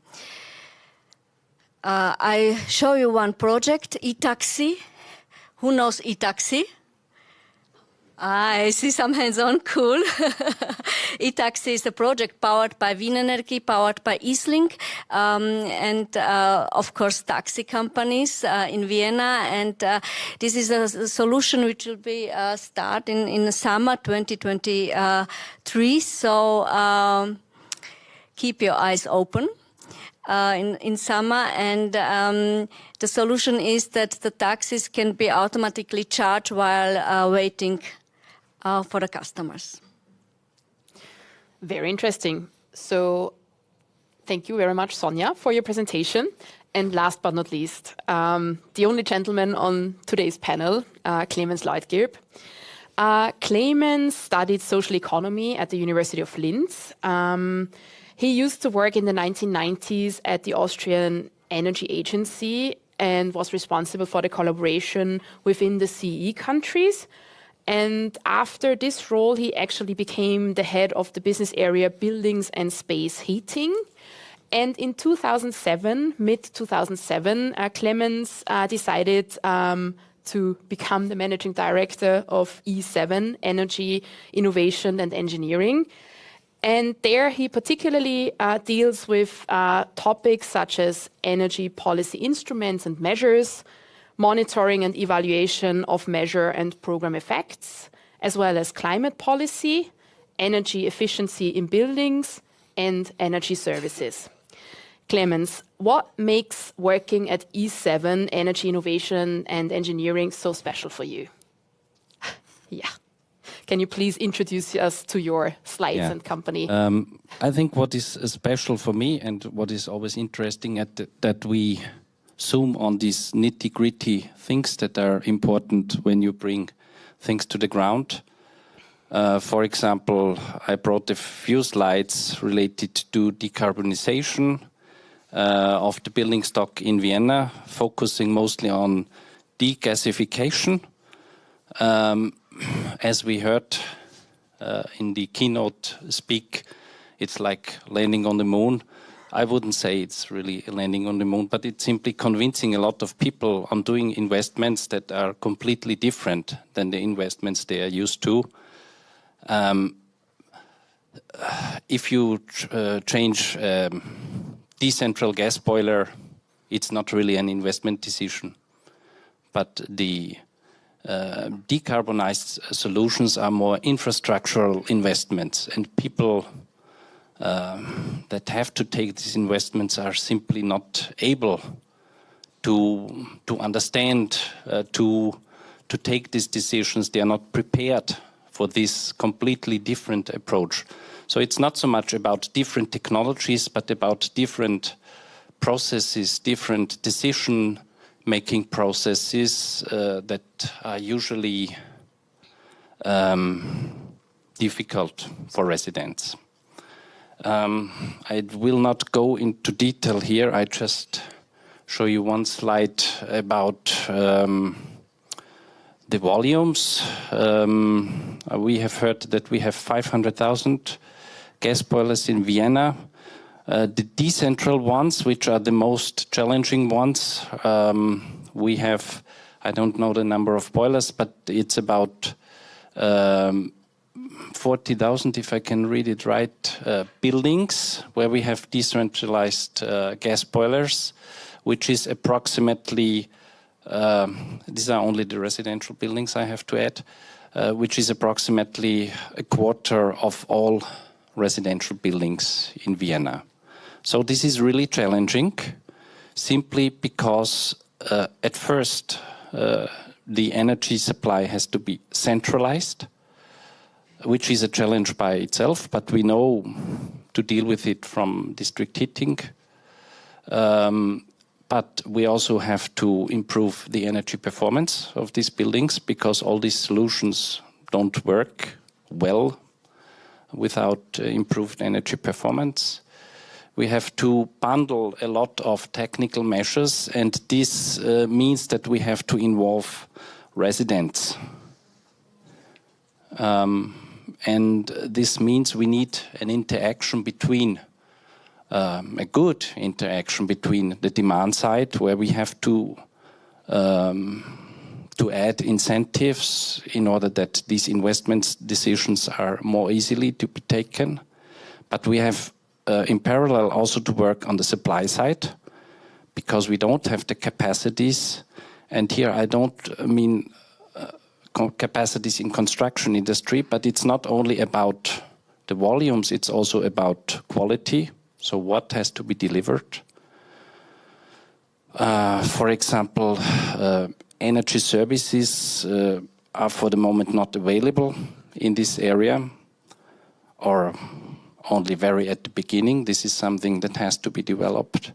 And finally, it's also about changing financing structures. For the moment, financing institutions are not super well prepared for decarbonization investments. As I said, if you exchange a gas boiler, it's not, you don't usually have a problem with financing. But if you want to make an investment into deep drilling ground source heat pump, invest in the distribution system in the house, and perhaps in a small grid in order to involve a whole district. So these are really long-term infrastructural investments, and you need to set up the financing structures accordingly. And we need all these three elements, and others I didn't mention here, bring this together in a participatory approach. And these are the things that are interesting for me and for my colleagues. Thank you very much, Clemens. I've just learned that we are a bit running out of time. So therefore, we'll skip a few questions and we'll come into more depth, I would say. Yeah? So let me probably start with Eva. Eva, Vienna puts special emphasis on smart and sustainable city technologies. Could you describe how Vienna supports the development and implementation of these technologies, and how does the Vienna Business Agency contribute to these technologies? Yeah, the Vienna Business Agency offers a great variety of services, of subsidies, and in addition of properties and facilities to enable business in Vienna. And in all those pillars of our work, we put a great effort in fostering sustainability in business. So for instance, we are currently adapting our funding programs, and from 2024 onwards, we will just provide grants for projects that contribute to more ecological and social sustainability and do no significant harm to our planet. We currently are planning to build some technology centers in Vienna, and we aim at running them climate neutral, and I hope that we will even manage to do it in a circular way, so to reuse some infrastructure that already exists in Vienna. to lower our CO2 footprint. We are running an incubator together with the Viennese universities, and there we have a special focus on sustainable business models now and provide some extra grants. And during this whole Vienna Up Festival, we created a community where investors, startups, corporates mingled and try to find out where they can collaborate, where the money can be put, and where proof of concept projects can be conducted. And I'm so glad to see that sustainability is not only a main topic here at the Smart City Summit. It was a main topic at the Manufacturing Day. It is a main topic at the Health Innovation Summit. It is at the core of the program of the Connect Day, where investors and startups get together. So I think it really reached the core of what we are doing here in business. And even though we don't know yet exactly what that future economy will look like, there are so many people shaping that way.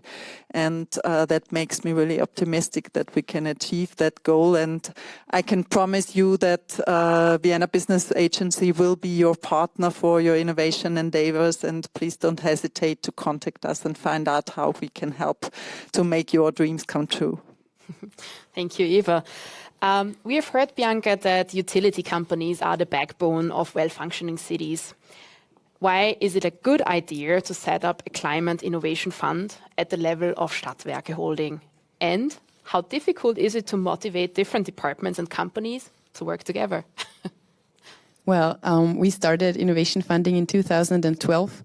And sustainability projects funding in 2020. And as of now, we had 180 innovation projects and over 60 sustainability projects that have been successfully funded. Not all successfully completed or up and running, but most of them, I think we have over 85% of success rate in these funded projects. And 90% of all of our projects are cooperative ones. So our group companies working together or our group companies working together with external partners.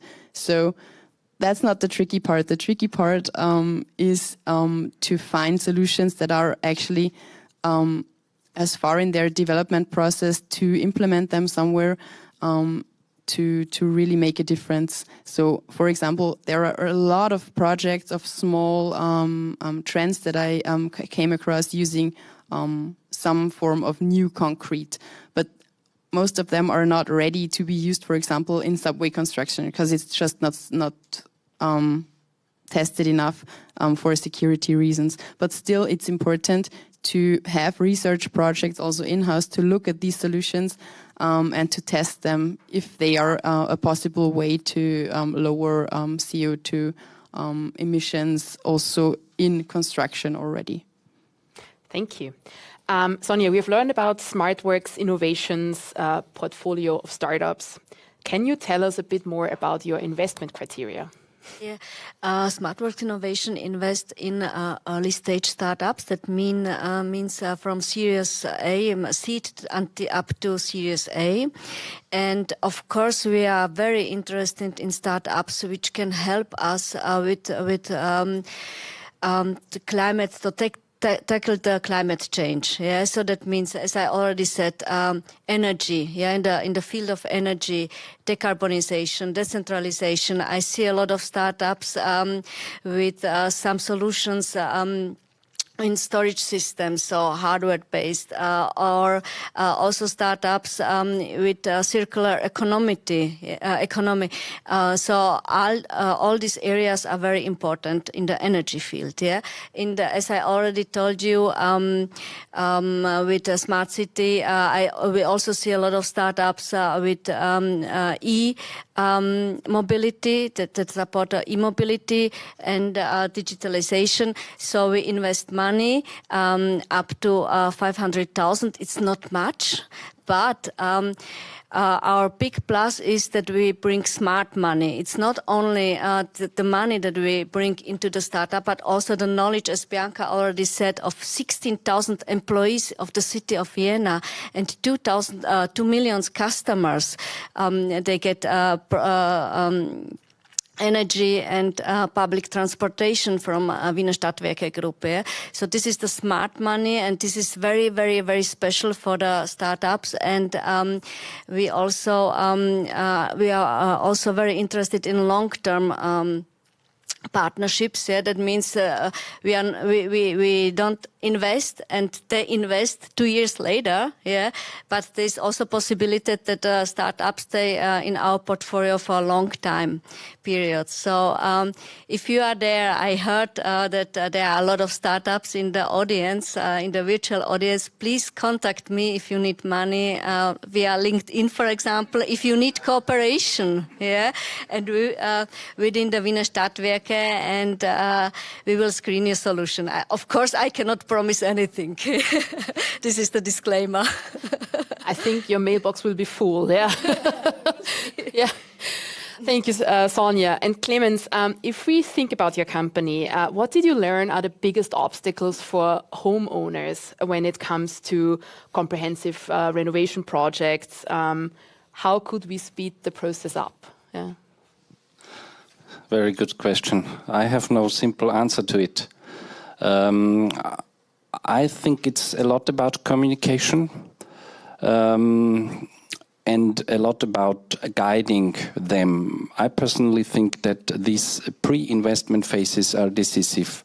And I have the feeling that mainly in these very early stages, we would need to develop more instruments for supports in bringing together these, at the moment, very heterogeneous decisions into one decision that is able to make these things then reality. But we are still learning. I mean, we are accompanying a lot of condominiums in decision-making processes, and it's never easy. Thank you. And we have a quick final round of questions here on the podium. So a question to everyone from our panelists. If you were to have a wish or some kind of vision, something that we could probably learn from the UK, what would that be? And I please may limit you to one sentence. Eva. My wish is that all the people in that room and in the audience join our path towards climate neutrality so that we will reach it by 2040 the latest. Thank you, Eva. Sigrid. What's your wish? My wish would be to imagine plausible and attractive futures in whatever, for your company, for your city, for yourself, and then head towards that with full energy and motivate also others to join and acknowledge limits on the way, but don't get distracted through the limits because they are just there. Yeah? We can still structure and develop a flourishing future. Thank you. Bianca. My wish is that all players involved in this path towards climate neutrality 2040 are working together even more. So City of Vienna, Wiener Stadtwerke, everyone involved, and give a platform also to, of course, small startups and everyone having great ideas towards reaching this goal. Thank you. Sonja. As mother and stepmother of 4 children, I have the wish, I have the dream that my children and my future grandchildren will live in the most livable city also in 20 years, in 30 years, in 40 years. This is my dream. Thank you, Sonja. And Clemens. Yeah, I support very much this wish. I have only 3 children, but I have the same wish. That's great. Thank you so much for being that brief and short. Let's probably now come to the general questions. So I have already received a few questions via Slido. If you have more questions, please do not hesitate to send them. And I think I have one for Sonja in this case. How large is the actual share of electric vehicles in the Viennese taxi fleet? do we have an idea? At the moment, I think they will start with a project with ITAX in summer 2023. So if you have any further question, please contact me and I will make the bridge to the right person within the Wien Energie and UPIC. That's great, thank you. And looking at these topic views we saw today, isn't there an urgent need to come up with a legal and political framework to enable a change? Probably Sigrid and Eva. The answer is simple, yes. And from a kind of academic point of view, if I may put it like that, Sigrid? Yes, of course. It's important that we acknowledge action in the sense of individuals can make decisions in a different way, but it's also important to acknowledge the structures. And the structures are shaped by politicians. They are shaped by company leaders.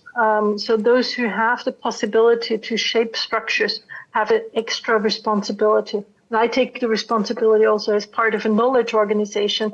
It's also about changing our way, how we produce knowledge and the kind of knowledge that we are producing. Yeah. So it's agency as well as structure. Both is necessary. Hence, politics is really, really important.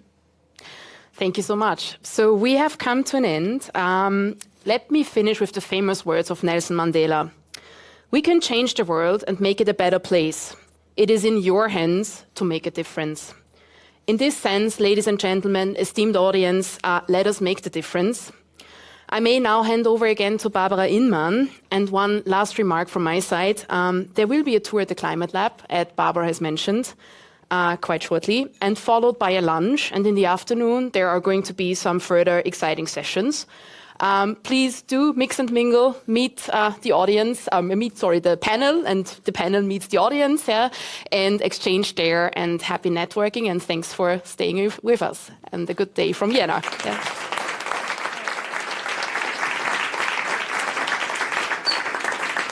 Yeah, Karin took away most of what I would have said. So welcome to everyone that arrived and is new here. We got a lot of food for thought now.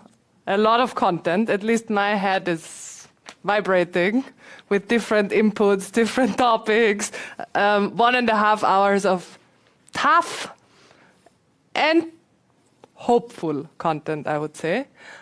We want to give you now the chance to, first of all, get not only food for your head, but food for your stomach, because that's important to process, and to mingle.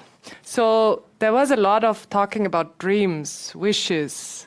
We need to all be aligned to have a common future, have a common vision. So I would like to ask you in the next 1.5 hours to find at least one person that you don't know and share your dream and your wish with that person. And when we come back, maybe you can share a few of that in the audience. As mentioned, there will be a Climate Lab tour next to lunch as well. Tom and Gebhard. Tom is right over there. Gebhard is standing up here. Will be your two great guides. They will tell you a bit more about this place, how this came into being. We heard a bit, it's about climate innovation, bringing different stakeholders together, getting out of the silos, as Sigrid mentioned as well, as a very important task for the next years. But they will tell you more and as well show you the other rooms that are here, because we have 3 floors, not only that one. And for everybody that needs a toilet, because that's a need that some people have as well, you just cross out of this door and on both sides are the toilets. So then you have head, stomach, and anything else that is needed from a human body side. I wish you a happy break. We are back here at 1 o'clock with the next session around net zero cities.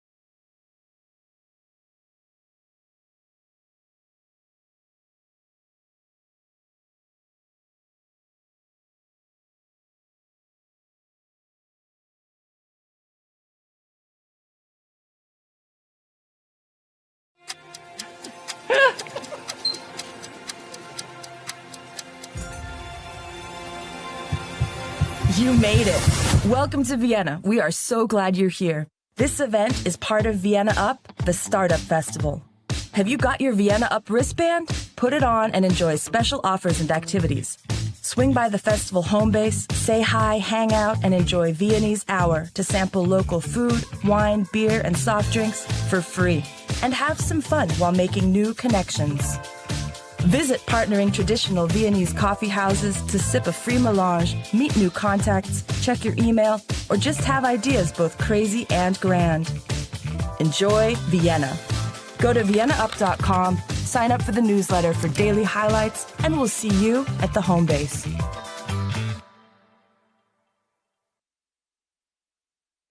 Not yet to the home base, but to Smart City Summit 2023.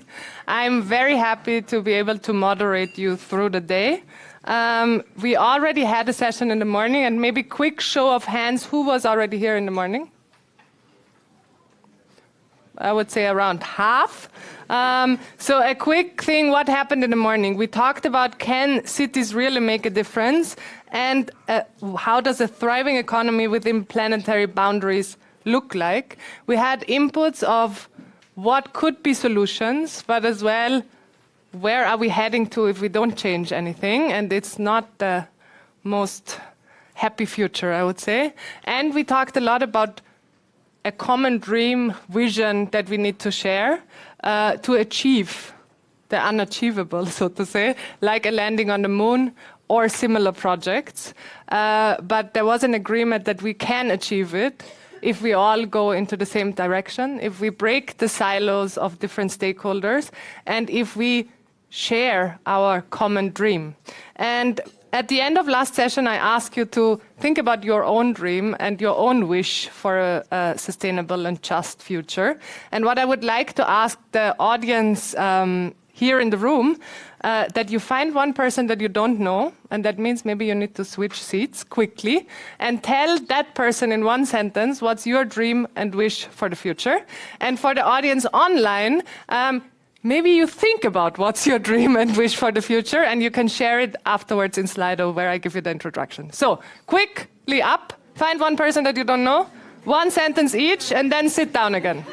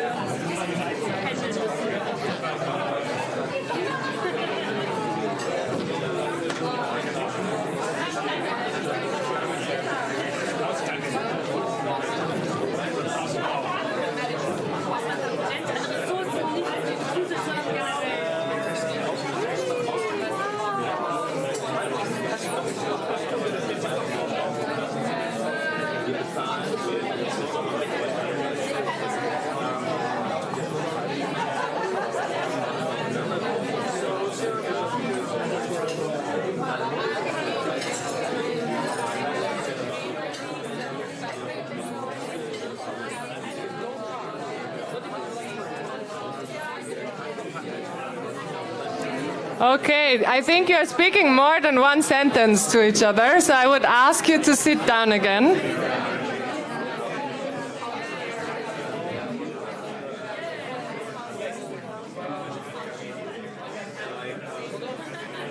Please find your seats again.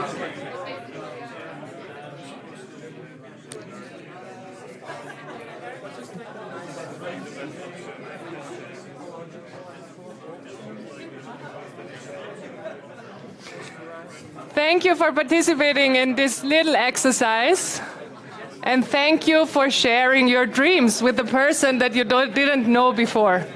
I know dreams can be long, but I would ask you to find a place again.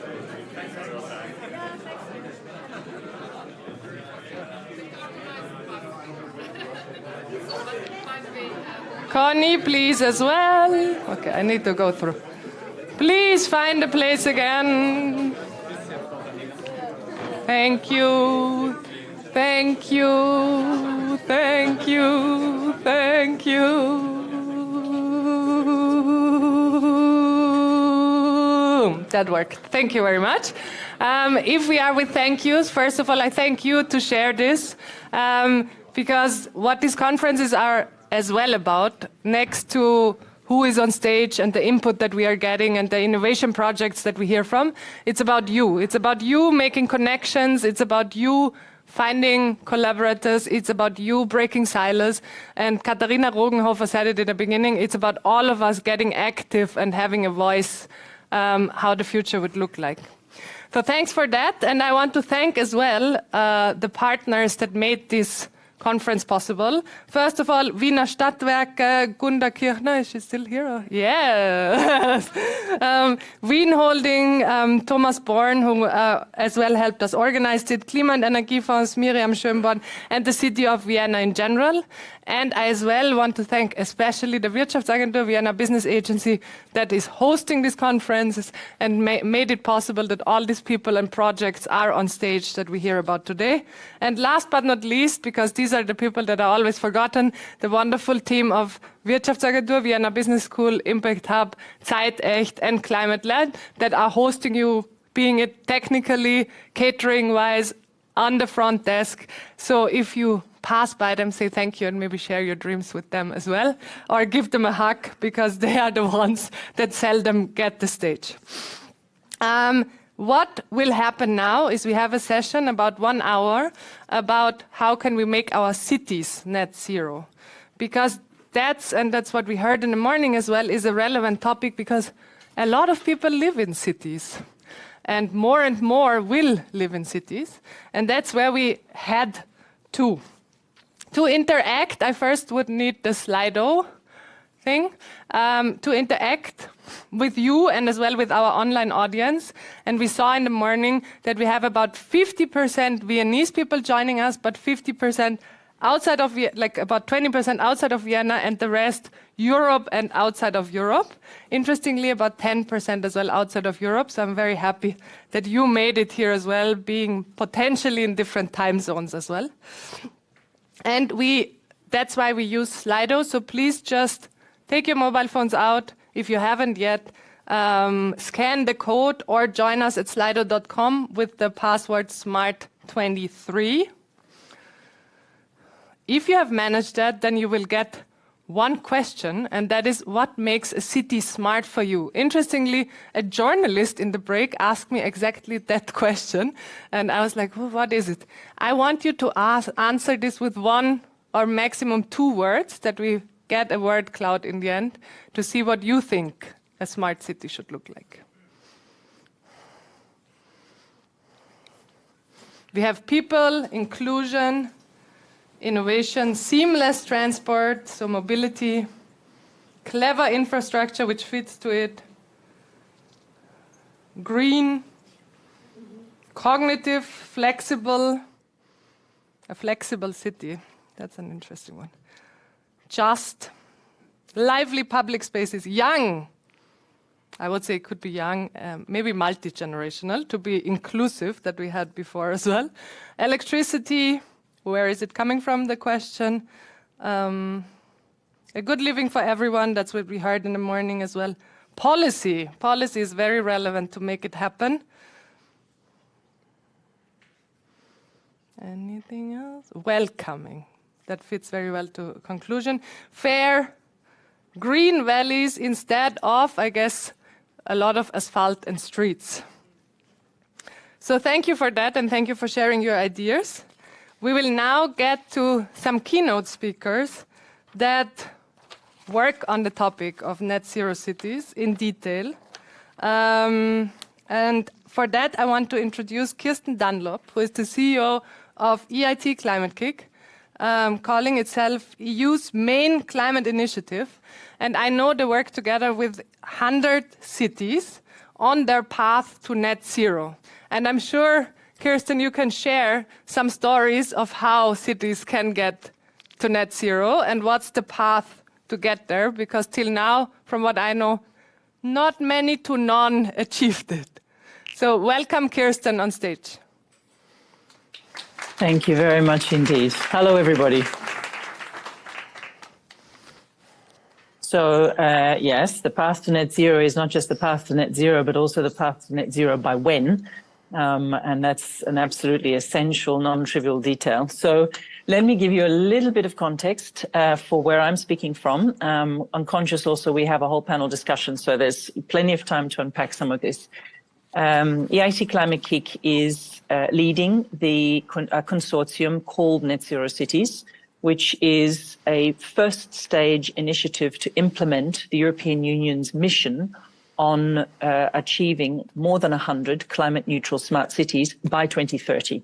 Absolutely essential. That is really about an extremely bold level of ambition, but a level of ambition that is aligned, strongly aligned and coherent with having any chance of staying close to 1.5 degrees or below 2 degrees of overall warming.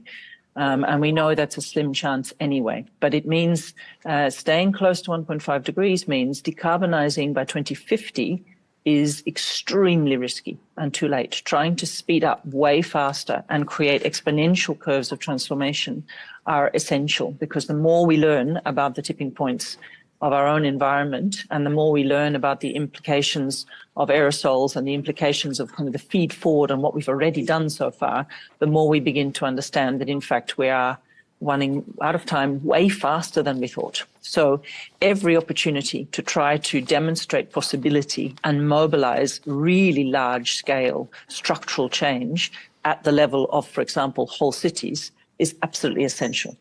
So the European missions constitute, if you like, shift the notion of a moonshot, because they are inspired by Kennedy's commitment to get to the moon. These are Earth shots. These are Earth shots to try and help us stay within a livable environment on our planet, look after the species around us on which we so deeply depend, and look after our own chance of transitioning and transforming ourselves to a well-being, to a sustainable situation of well-being. It's a big, bold commitment because, as you rightly said, cities are places, physical contexts where an enormous amount of the implications of our current ways of living are manifest. They're concentrated and manifest. They constitute 70% of global greenhouse gas emissions. People living in cities, the ways in which we've concentrated industrial activity, manufacturing, mobility, transport, food consumption, buildings, everything is highly concentrated there, which also gives us a highly concentrated opportunity to do something about it, and to do something about it at scale. Cities are 75% of global energy consumption, and about 80% of carbon dioxide emissions, specifically carbon dioxide. So it's a very big deal to change cities, but it's not just that. It's also the fact that they are the places where a significant majority of the human population and human societies live and intuitively see how things are connected. Because our biggest challenge at the moment is how to change things in connected ways, so that we change whole systems, the parts, their relationships, the rules that bind them, whether it's the ways in which we organize moving about, or the ways in which we organize building and the relationships between building and water and waste and energy, or the ways in which we organize supply of food, materials, ways in which we think about raw materials, reuse, and so on. So it's actually it's not only critically important for us to change the way in which cities are inhabited and built, it's also a huge opportunity for us to create mental models and living contexts in which we begin to intuitively understand what it means to live very differently. Net Zero Cities is a pilot initiative leading into the full implementation of the city mission, and the way it's constructed, we are already working into the full implementation of the city mission. That's 100 cities in Europe and 12 cities on the edges of Europe. And those 100 cities in Europe constitute 12% of Europe's population.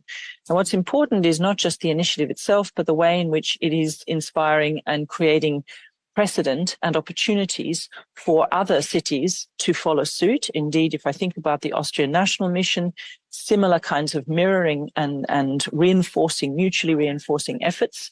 In Spain, there's an extension of the Net Zero Cities European mission to cities across the whole of Spain because of the opportunity to work on regulation and policy and supply chains and industry in very connected and coherent ways, because you're talking about the same kind of regulatory environment context. So there are huge opportunities. Practically,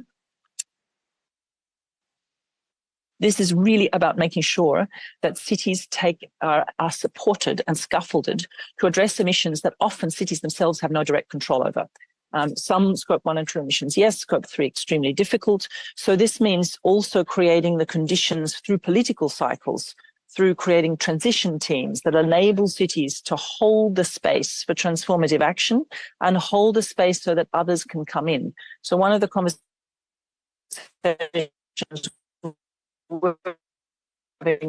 as an organization implement to think not about individual businesses trying to compete for a new sustainable solution to traffic lights or to energy infrastructure, but to pull in all of the businesses in whole industries in around the way in which we literally shift our thinking almost like a Marshall Plan in the reconstruction post-Second World War of how do we create a structure, a restructuring of the entire supply of materials, of logistics, of supply chains to the cities that are embarking on this scale of change. And that requires transitioning politically and in policy, and it requires creating a very kind of firm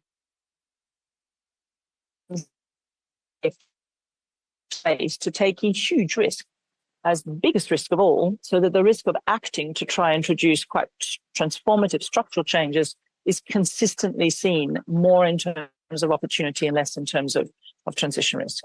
It means very importantly, shifting away from thinking about change. If you're going to try and change whole cities by 2030, we cannot afford anymore to think in individual sectors, individual silos, and individual projects. We can't afford to say, well, let's work on electric cars.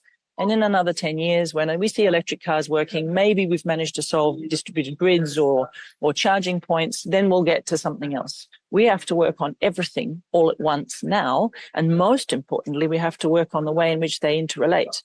So that if we have renewable energy sources, we need to work out how to integrate them into the infrastructure. Where we have new materials and cladding to make energy efficiency work, we need to integrate that now into planning and construction, which we know has very long timelines baked in. Where we know we've got solutions in changing the way in which materials are understood and valued, we need to integrate that extremely fast. And I'm sure Joanna will have quite a lot to say about the way in which that's thought of in a manufacturing logic. So this means that practically you need to start thinking about a portfolio, no longer kind of individual funnels for innovation, looking for the best solutions, trying to connect them to capital and trying to think about how you take them forward. You need to create a space, literally like an innovation space that is the space of the city, that is structured by the things that the city needs to address: energy, waste, water, heating, decarbonization, and adaptation, because we're also dealing with climate change effects that are only progressing in one direction, not going backwards. And that means we need to design solutions that allow for significant changes in heat, in water conditions, in storms, and so on. So that already needs to be in there. And then that portfolio means that we can look for the relationships between waste and water and energy solutions, and the relationships between rewilding and replanting and heat islands, and the way in which we think about urban food and community well-being and co-benefits like health. So you're creating a context where the city becomes a space of connected, integrated innovation. And you structure that as an innovation portfolio, looking in 3 dimensions at all of those relationships and opportunities, from multiple individual projects to connect, to learn, and to produce intelligence that can support the way we flow capital, the way we change financial allocations and planning laws, the way we innovate around policy and regulation, and the way we think about peer learning and extracting kind of faster and faster learning loops. It's very, very important for this to have a way of speaking to stakeholders economically and financially. So one of the key elements that we're seeing in the Net Zero Cities initiative is to carry forward much of the work that IATA Climate Keep was doing 2 years ago on an earlier initiative that was preparing the ground for this kind of very bold, large-scale transformation approach to create a financial model and an economic model that can show what is needed in terms of investment to achieve emissions reductions and what the investment returns and co-benefits are economically. So as you can start to create a kind of financial model that helps steer and helps get faster learning loops back from what we're trying and what we're seeing, with a comprehensible connection through to different types of financing, whether it's project finance, capital investment, even taxes, the way in which levies are arranged, and the pooling of different pools of capital. So it's very important to have that. The Climate City contract is one of the key elements that sits at the heart of Europe's mission logic, and that's very much about securing an intention to transform and creating that longer thread around transition and commitment to transform, which is absolutely essential if you're going to talk about breaking silos, going after very long-term change. It's a means to an end. It's not the end in itself. It's simply a means to an end that holds that scaffolded, supported space for what we're trying to do and to create the market-making dynamics, because there's one thing that businesses and investors need to see, that there is a steady directional signal. What you're doing is not going to change its mind, go backwards, go sideways. It's going in that direction no matter how hard. And all of a sudden that does release a lot more concerted effort to bring solutions that we already have and start to connect them and integrate them properly. The last reflection I would make is the reference to the word smart, which is obviously super important for the Smart City Summit. This is an element that I think, particularly in the current context with everything that is being discussed and the sudden kind of explosion of democratized access to artificial intelligence solutions, it becomes incredibly important. It's a very less well understood amorphous construct. We've had smart city initiatives, smart marketplaces, intelligent cities challenges, Horizon Europe, Horizon 2020, Horizon Europe projects for years around making cities smart. How you define that? Smart on behalf of whom, for whom, with whom, who controls it, owns it, codes it, what its outcomes and benefits are. These are some of the really big questions that we need to ask. It's particularly when we do indeed start to think, and I'm thinking about the keywords on the Slido, when you are starting to think about justice and you're starting to think about agency and belonging and a sense of owning, wishing to own and live and inhabit in a sustainable future, what smart looks like and how that helps us rather than alienates us becomes absolutely important. And this is very much to do from the perspective of what we're trying to do with the Net Zero Cities Initiative and the European Mission, about trying to make sure that we minimize the inefficiencies of not knowing and not connecting and not integrating, and maximize the opportunities to take more effective directional choices because we have a lot of that integration working smartly and enabling us to make choices. Lastly, very lastly, I think our biggest reflection and learning on this whole process is we are constantly in a race with a deficit of imagination. The most important thing about large-scale urban transformation is that it shows what's possible. It demonstrates both whether we are not making progress and whether we are. But these are the places, cities are the places where we need, and we have historically always played out an imaging, a representation of what it means to live, who we are, what we belong to, what we value. It is essential in this process that cities become the places where we represent aspiring, really aspirational futures to living sustainably and well, fairly, and with equity embedded at the heart of what we're doing. And that's the opportunity we have in Europe. And it's, in fact, the boldest initiative in the world right now to get ourselves and keep ourselves on track for 1.5. Thank you.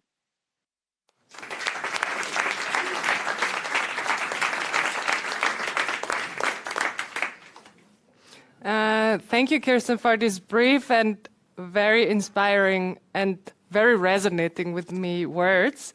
What resonated especially is that you said cities need to be the examples for the future and the innovation spaces for the future, because this is how we started Climate Lab actually 4 years ago, where we said we need to break the silos, we need to have a space where all the stakeholders can come together, and we need to innovate together and connect to get all the innovations that are already out there to scale.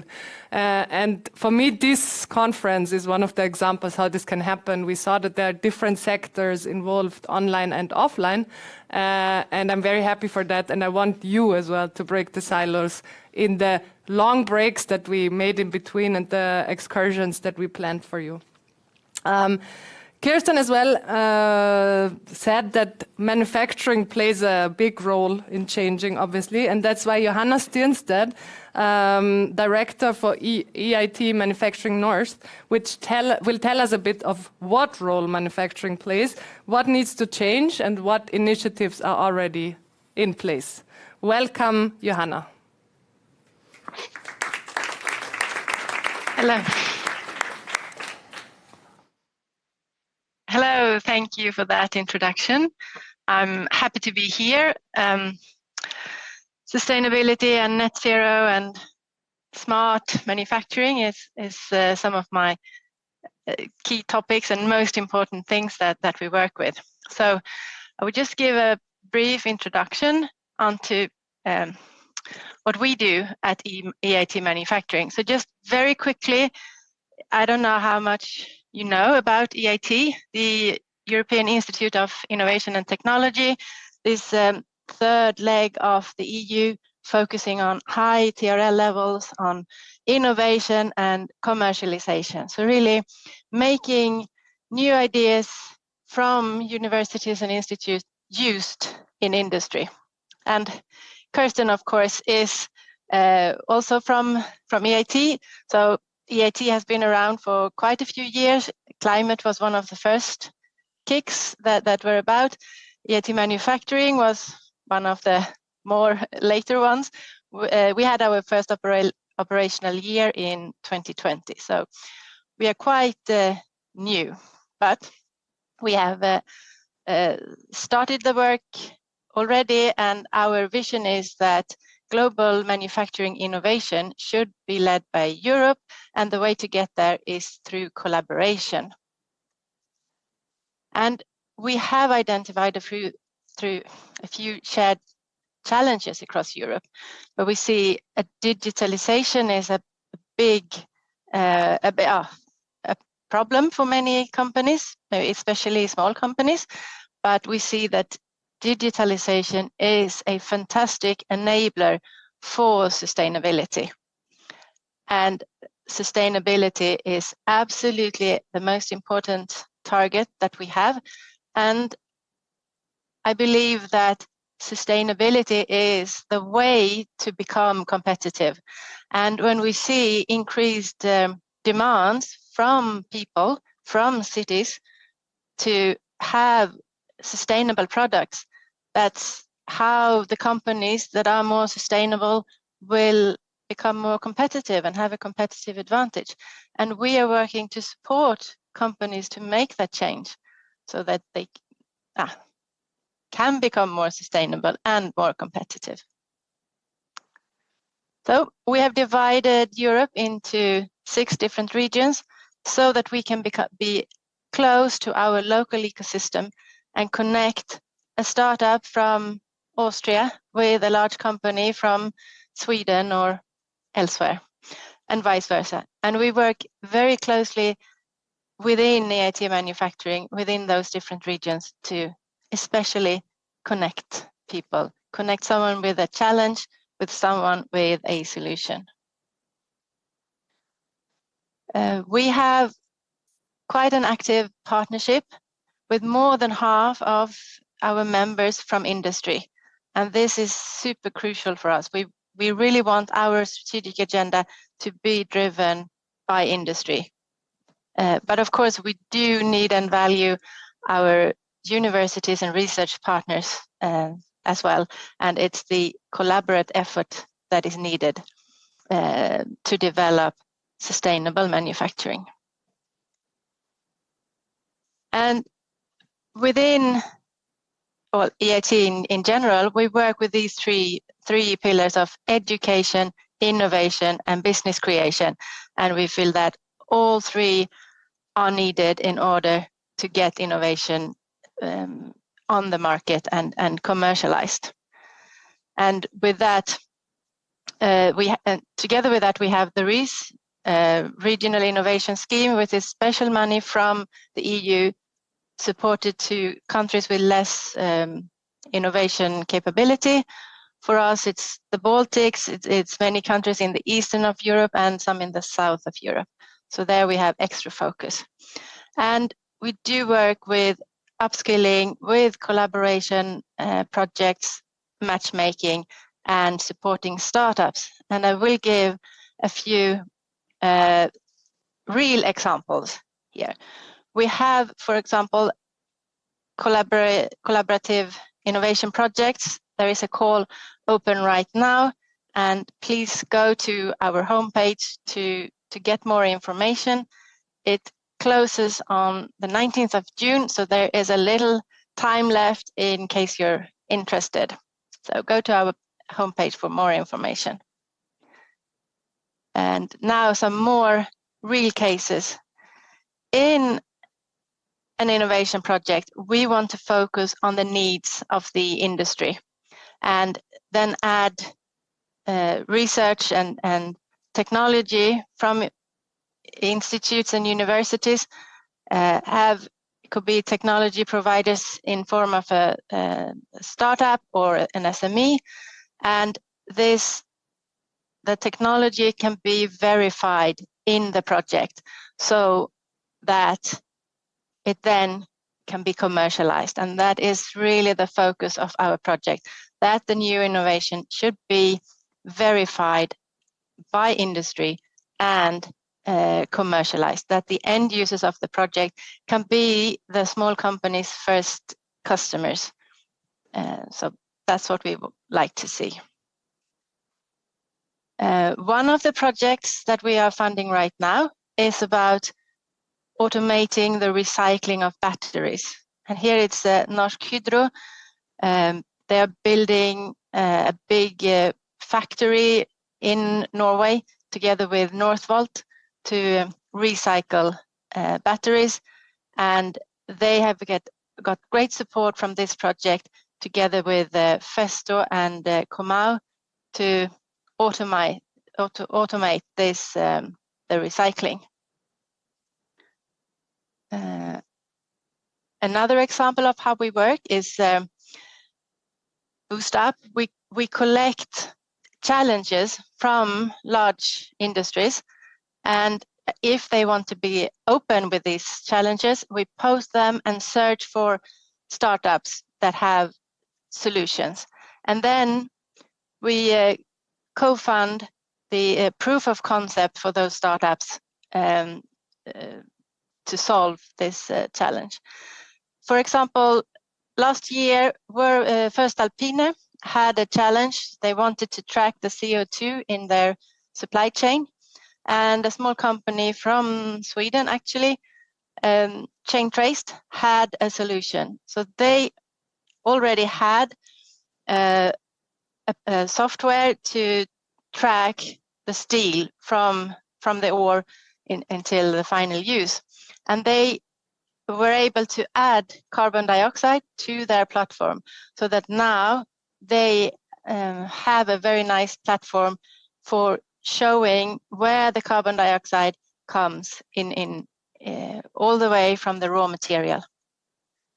And this is very much in collaboration with First Alpine that they managed to do that. Another example is the matchmaking that we have supported between Polestar, the car company, they with the aim of having a zero emission car by 2030, a commercial car with zero emission, both in the manufacturing phase and in the use phase by 2030. And they are constantly looking for new technology. And we were able to match them with Steelride, a small company that makes industrial origami. So they have demonstrated this technique in the motorbike on the picture, where they fold steel sheets instead of traditional techniques. And that makes, you all know how origami, how hard paper becomes when it's folded. They're using the same benefits, but with steel, and it can be very durable, but with much lower weight. And Polestar could see that they really needed this technology in their portfolio. For all the development, we see that deep tech is really important to develop. And there is an initiative within all of EIT to educate people in deep tech. So this is a platform to connect those who have education to offer with those who need education. And the aim is to educate 1 million people by 2025.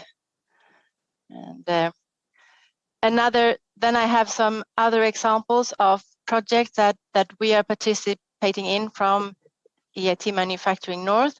They are almost exclusively about digitalization and spreading the digitalization out to small companies so that we can get the transformation that will enable sustainability.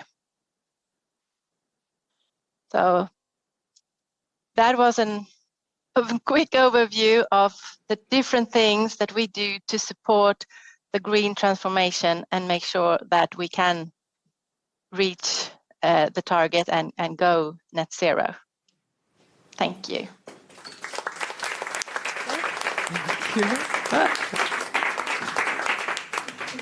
Thank you, Johanna, and I especially like the industrial origami that will stick to me.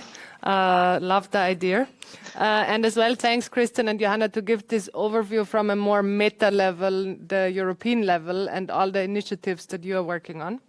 We will have a panel now that can talk a bit more about on-the-ground city examples as well. So I invite the panel on stage. Linda Kirchberger, Head of Decarbonization and New Technologies from Wien Energie. Magdalena Teufner-Kabas, Kleinkraft OG. I don't know how to translate that. Marlene Würfel, founder of Kobi. And Robert Hahn, CEO of Kelum Development.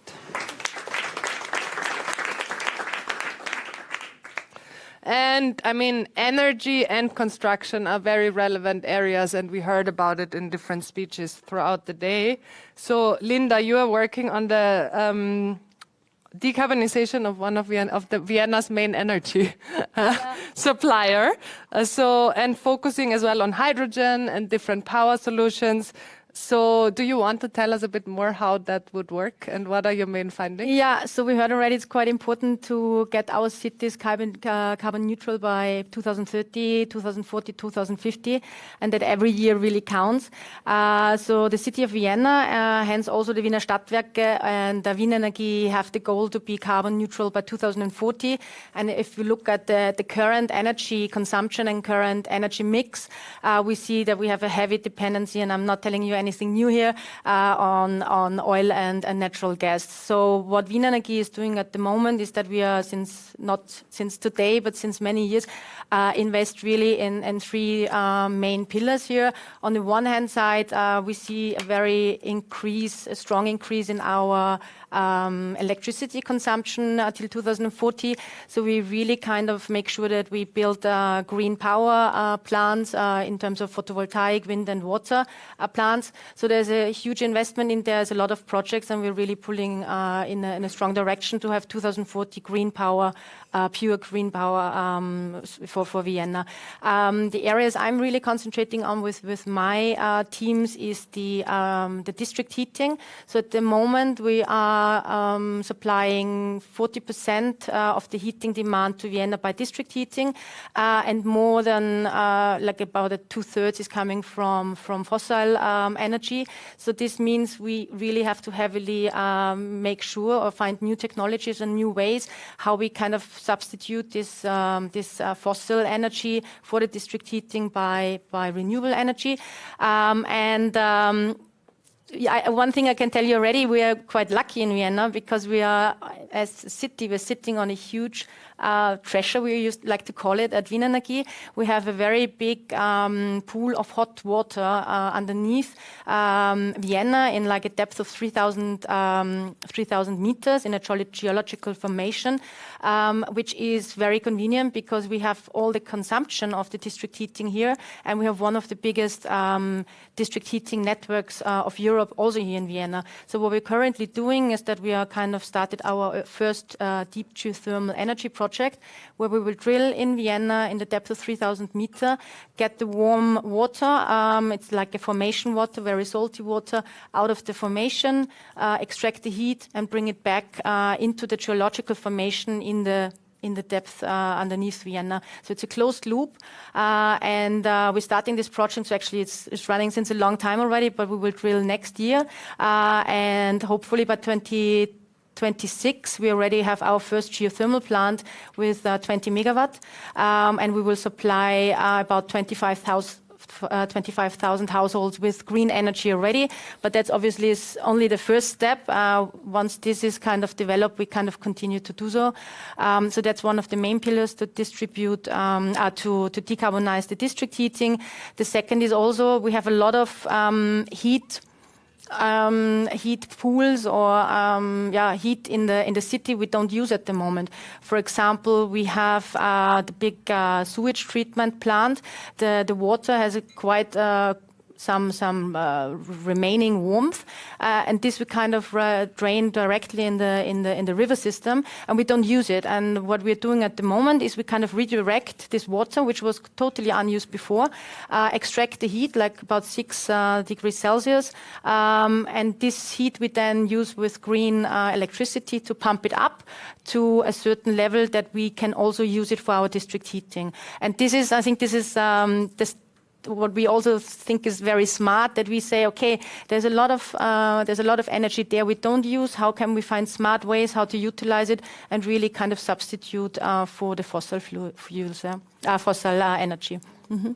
Super, thank you. And I'm not coming from a science background. I'm always amazed as well what is possible if you put your head around it in a way. And I think what was already on the Impulse talks, I think what was quite remarkable to see that everybody has the same opinion. We need to join forces. We need to kind of bundle core competences over industries to a better product, basically. It's not everybody can do it on their own and kind of get some money out. No, this is not the way it will work in the future. We really need to kind of focus our core competences and contribute to a better one. So I didn't touch on hydrogen yet, but maybe we do that later. I don't want to take too much time away now.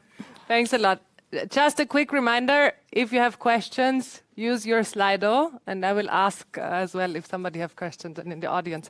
I want to hand over to you, Magdalena, because you call yourself a specialist for energy efficiency and utilization of renewable energy. So we heard now a lot about renewable energy. How do you drive the energy transition, or what do you see as relevant? Hi, thank you for being here. I'm Magdalena Teufner-Kappers. I'm managing partner of Kleinkraft. We are helping companies to reduce their energy emissions. So what we are doing, we help them to implement energy efficiency measures and improve their share of renewable energy. So this is how we get money. and then there's the research part. This is where we spend all the money. And I want to tell you more about the research part. We are working on CO2 utilization. I mean, basically that's it. We use CO2 to produce products. So instead of emitting CO2 into the atmosphere from combustion processes or burning fossil fuels, industrial processes, we capture CO2, use it, and produce valuable products. I mean, yeah, basically that's it. Carbon dioxide consists of carbon, and there are a lot of products which consist of carbon. So why not reuse this carbon again and turn it into something important? I mean, it sounds very easy. Basically, it is very easy. But of course, there's a tricky part. CO2 is like the end product. It's literally like the end CO2, which means CO2 is very stable. So in order to use CO2, you usually need a lot of energy. I mean, theoretically, and this is what we were working on. This is where the research part comes in. We developed a very efficient way, reduced the energy demand for our process significantly in order to develop an economic efficient process. yeah, I think this is what we were working on. This is what we are doing. And this is what we want to scale now. Thank you. Thank you.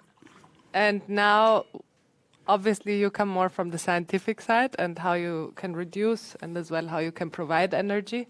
Marlene, you come more from the person's side, and we heard that the civil society and a just transition is super relevant to have cities where we all want to live. So this combination of climate, social, and justice. Marlene, do you want to tell us what you are working on and how do you integrate the people in the equation? Sure. I also want to say that I have a very special connection to this event in particular because my professional journey in the energy industry actually started with the Smart City Summit last year. So I was there with my co-founder, and we did have an idea of the impact that we want to have, basically, in existing buildings and transitioning them to renewable energies, but we didn't know how we could kickstart this. So then last year they presented a program for zero-emission cities, and that's actually why we have a startup today, because we received funding there, and without events like this one, our company wouldn't exist, actually. So I think it's important to also showcase that events like this one are very important. Yeah. And yeah, we do have a PowerPoint. Or not? Yes, it's here. Ah, okay. We don't see it on the screen here. Okay. Maybe it's easier with the PowerPoint. Yeah. So, so we got funding for the project, and basically what is it about? It's very much about the refurbishment rate of existing buildings, which is too low. Maybe you have noticed when you look out the window here, you can see a lot of roofs are not fit for the future yet. Basically, a lot of buildings are not fit for the future yet in terms of there's no photovoltaic on them, for example, or we still have heating systems that are outdated, basically, and not renewable. So there is a lot to do, really. And the status quo is that it's very difficult because the data availability is often quite bad in existing buildings, and there are very high costs associated with the transitioning to renewable energies already in the initiation phase. So that's a lot of money and a lot of expertise needed here. And also legal implications are important. Of course, we have property laws, but then also tenancy laws, which kind of can also be an obstacle here. And so convincing stakeholders is probably one of the most important challenges here, because in the end, it's about the people, right? The people who are living in those buildings. It's about your building, my building, and your neighbor's buildings. So we all need to be on board here to be able to enable the energy transition. So our solution here with Kobe, the startup that we have now, is that Kobe is the navigator into the green future of building renovation. So that means if you as a homeowner, for example, or your property management company have the ambition basically to refurbish the building and make it fit for the future in terms of photovoltaic, also renewable heating, maybe electromobility, all of that encompassing things, then we want to help you here to provide a more simple and effective way of pushing ahead your project already in the initiation phase, because it's a lot about onboarding different stakeholders, making them, convincing them of the project actually. And that's what we're going to help here. Strong focus on digitalization. So I'm glad we already had that input that is going to be important for that industry. Yeah, I'm looking forward to the discussion today. Thank you. As you tried to convince stakeholders for existing houses, Robert, you look more into development of housing, and how can that change or needs to change? Do you want to give a bit more insight on that? Yeah, it's not just housing. I think the basic tenets would apply to any project at all. I don't want to contradict some of my previous speakers, but I think innovation and technology is very important, but in the development process from beginning a project, doing the design work, going into construction, finishing a project, and bringing it into operation, we're talking about a time span of 5 years, 8 years, and we don't have time to wait for the next best innovation. If it comes along and we can use it, that's fine. But the large volume of construction has a horizon of years, and once you begin, you set this thing into motion, you can't really stop. and big changes are not really possible. I finished a project March 21. It's the Atelier Haus 22, if some of you may know it. The original design concept I put together in 2017. That was 5 years prior. And that means and that was a fairly fast project. So I think we need to learn how to use the means we have now and implement them in order to reach the goals that we set. And I think it's certainly possible. It means a higher level of conception in the development and in design, and it means finding the right partners at the right price to do the construction. And that's a tall task. I just finished a subsidized housing project, and for those of you who know what kind of rents you can charge and what the costs are, it's a very tall task. We have a similar system in the first project with thermal probes and heat pumps, and it's all very easy. There's no rocket science about it. It's an earth shot which doesn't need that level of technical expertise. However, in operation, it's a different story. But I wanted to share with you something about a research project that I'm involved with, generously financed by the Vienna Business Agency. The project is titled Ascenso, and the name basically says everything. We want to get down to the essence of the development process, the design process, and the construction process, and look at it very critically to find out where we can streamline it, where we can make it more efficient, more sufficient, and more resilient. We started with certain phases about 6 months ago. We have another year and a half by taking a very critical look at all of the regulations, all of the laws involved, not all, but many of them involved in the process, whether it's building physics, whether it's structures, whether it's MEP. There's a whole plethora of requirements which often contradict themselves, or they cancel each other out, or they're completely unnecessary. But you begin to spend so much time in the process trying to get something approved, trying to convince authorities that it doesn't make sense, that you become, virtually exhausted, and then that takes this extra energy to push a project through. We have discovered that there are many things you can do differently if you just look at the problem in a different way. If you just turn the object around and say, well, do we really need this much air flowing through a building? Who says we need it? Where do these regulations come from? We're kind of moving into a second phase where we're going to simulate a fictive building and compare it to a reference building which would be which would adhere to the Viennese building code. That's to say, what is the least common denominator, and then take that and find out how can we change that to make a reduction in construction cost, operating costs, and CO2 emissions in construction and operation by 20%. After 6 months, I think we can safely say that the 20% is probably easily achieved. We could set higher standards, particularly with CO2. But we're not there yet. We still have a year and a half. I think it's something that has to be done immediately, and the volume of new building is not really going to change that much. Maybe we have a contradiction here, but to reuse and to use existing buildings is key. However, the volume in new building is not really going to change that much if you look at growth in cities, particularly if you're talking about changing means of manufacturing, changing structures, infrastructure. I think that's basically what we're involved with. Thanks a lot for the description. I found very interesting what you said about it's not about innovation, but it's as well about the frameworks and changing regulatory frameworks and legal frameworks. And Kirsten, I saw you nodding a lot. So do you want to share your thoughts? Because I felt that it resonates to you. It certainly resonates very strongly. I mean, I was just thinking, if you look at all of the buildings that need to be retrofitted in Europe alone, we don't have the raw materials to do it.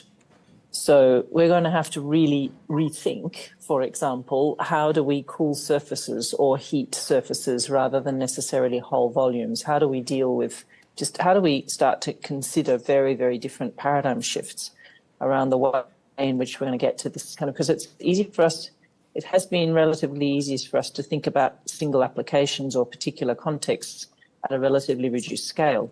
But the entire surface of the planet occupied by human habitation starts to change a lot and requires us to change very differently. And we're seeing that, for example, in the mission, you know, if you think about in every city, the relationship between planning and housing design and building design and who has rights to decide what that is. If you are a construction company or a planning and development company, you don't have a right to decide exactly where the street goes or where the sewage flows or how the energy infrastructure is. But you do have rights over a whole bunch of things that massively affect retrofit and massively affect the design of buildings. Why?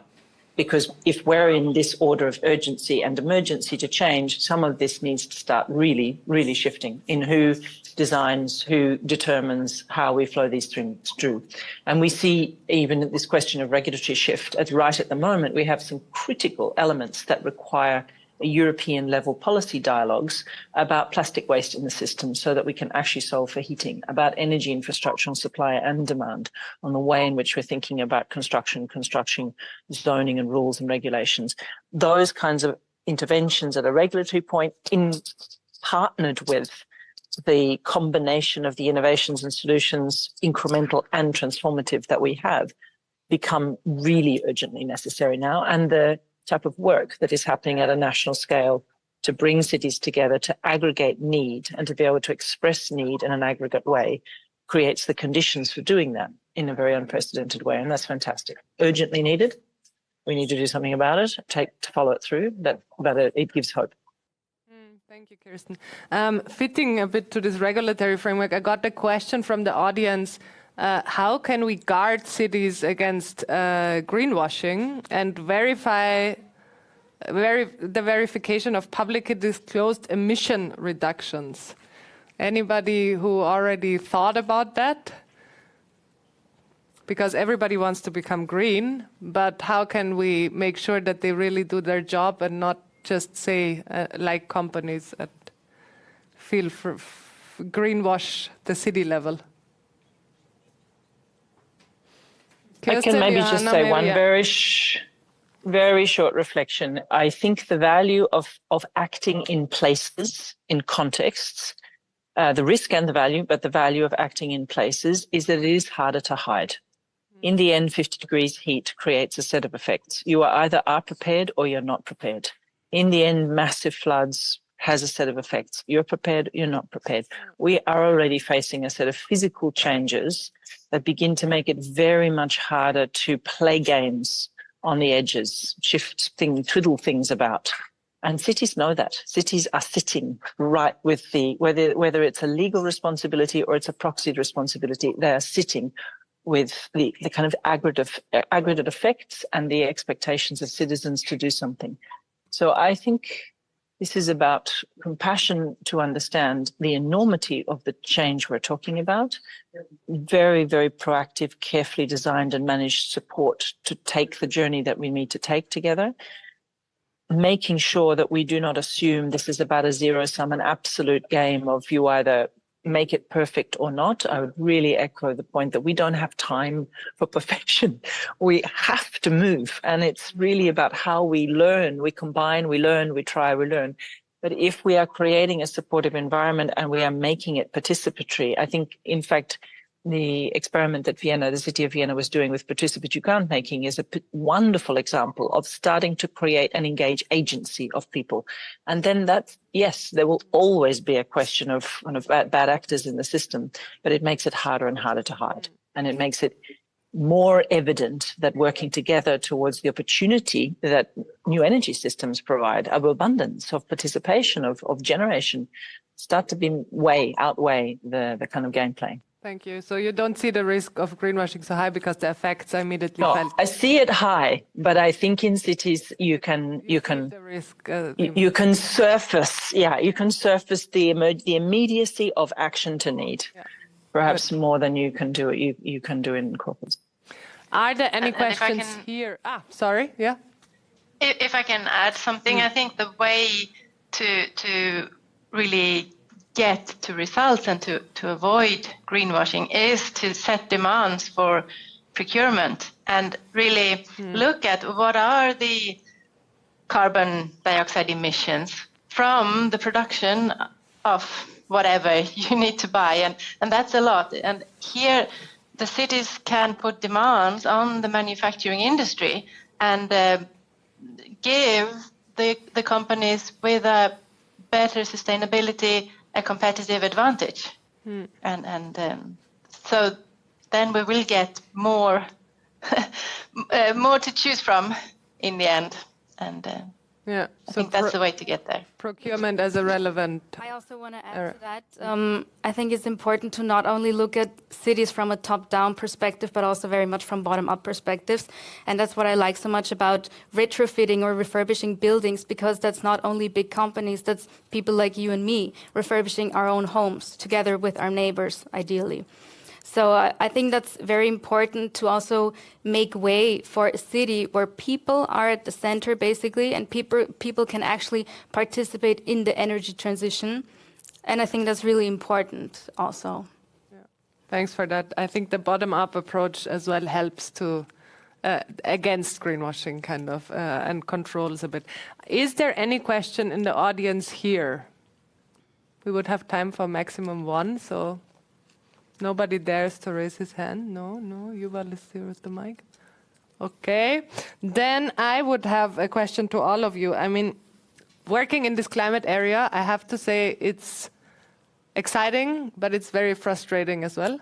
Building up Climate Lab was my passion and wish. Now I created a job that is kind of a roller coaster emotionally, because you feel at one day, yeah, we achieve it. And at the next day is, ooh, we will not achieve it ever. So I wonder, how do you deal with it, and what needs to happen that we can stick to what I call active hope, or that we can still achieve what we need to achieve? And maybe we do a quick round and like 1 or 2 sentences. I know the roller coaster very well.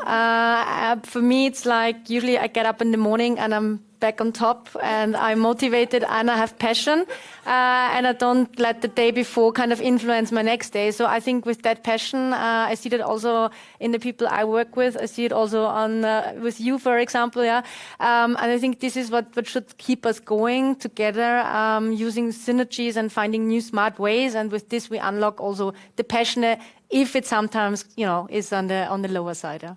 I want to have your dreams in the night. If you wake up always fully passionate. Kirsten. I think it's the hardest question of all. Some of it is just sheer force of will. I'm a mother, so every single day it's a question. Every single day I'm looking at a determination as an act of will and an act of choice.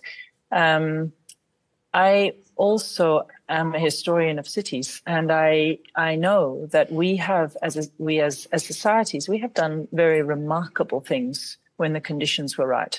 So a lot of my effort and a lot of the concern that I have with the work that Climate Kick is doing and the work that is supporting implementation of the missions and cities, whether in the mission or not, really has to do with investing in creating the conditions for hope and the conditions for solutions to be there when there's a break in the field. Sometimes, and I'm using that expression to describe, sometimes it's a moment of pennies dropping or people realizing that this is real. It's not a theoretical thing. It's not a political thing. It's not about ideologies.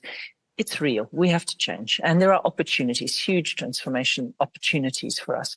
But you need to have something ready for that. You can't just wait for those moments and then look for solutions. So I think it's about being able to keep propagating conditions, bring optimism and a deep hope, because it's contagious. And that makes it more possible that people will seize the things that are there. Thank you. Johanna, what do you say? Yeah, I I want to focus on the opportunities, seeing that the green transition gives a lot of opportunities, and that we will get to much better solutions than we have today when we develop. So that's look at the opportunities. Thank you. Magdalena. I get a gin tonic. No, seriously, sometimes it's really exhausting, and I totally agree with my panelists, because I see a lot of over-dimensioning in industrial processes when it comes to energy supply, because I seriously don't know why, because everybody's like afraid that they don't have enough energy, and then they like. However, I'm used to do discussion with the technicians that is it necessary to have this amount or this capacity, and in the evening I get a gin tonic. Marlene. Marlene joins the gin tonic. Yeah.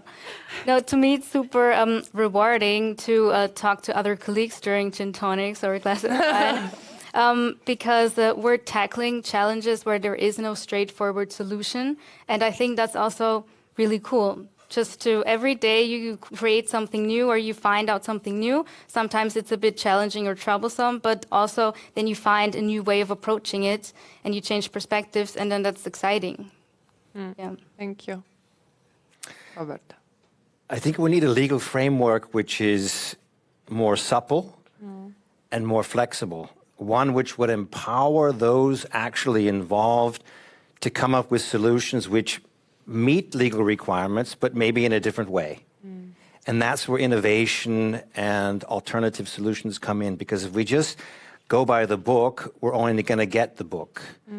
And it's amazing how much time you spend convincing authorities why you don't want to do something instead of doing it. I mean, maybe that's a Viennese specific Viennese situation. I hope so, so that other cities are not burdened with it. But it's certainly high time that those involved in projects are empowered with the opportunity to come up with alternative solutions. Thank you. And thanks as well for your input. I will take it with me. So passion, connection, connecting to other people, the next generation. Gin tonic comes last. Focusing on opportunities, and as well figuring out how we set the policy framework that we can work with. And obviously gin tonics, which we can have commercial break at the home base of Vienna Up tonight. I thank you very much for this wonderful panel and all your input and sharing. What will happen next is you can either have a break at Network, because we need to break silos, or you can have a tour to the dock. The dock is just 10 minutes from here. It's run by an institution that works with kids to figure out what the future should look like from a kid's perspective. As we talked a lot about kids and next generation, they are relevant. Helene will be one of your guides, and the person from Wirtschaftsagentur, the second, Angelika, thank you. And there is one session, one co-creation session, especially happening for Wien Box, which is a little project where there are boxes all over Vienna where you can fill in whatever you have, from legal documents to food to books to whatever, and they are asking for feedback of how they can use it, what use cases there are. We invited a group of people. It's actually a closed session, but if anybody is super excited and interested to join, just come to me and I guide you there. There are 2-3 more places left. So far, so good. What is happening? You have coffee still here and a coffee station to mingle. The guided tours meet at the entrance door that they can leave as quick as possible. People that still want to join the Wienbox session, come to me. As I said, not more than 2 or 3 places. And at 3 o'clock, we all meet back here, whoever is registered for the next session, to go circular. For anybody that needs the toilet, toilets are out there. And for any other questions, I'm still around. Enjoy the afternoon, the tours, networking, etc. Thank you very much.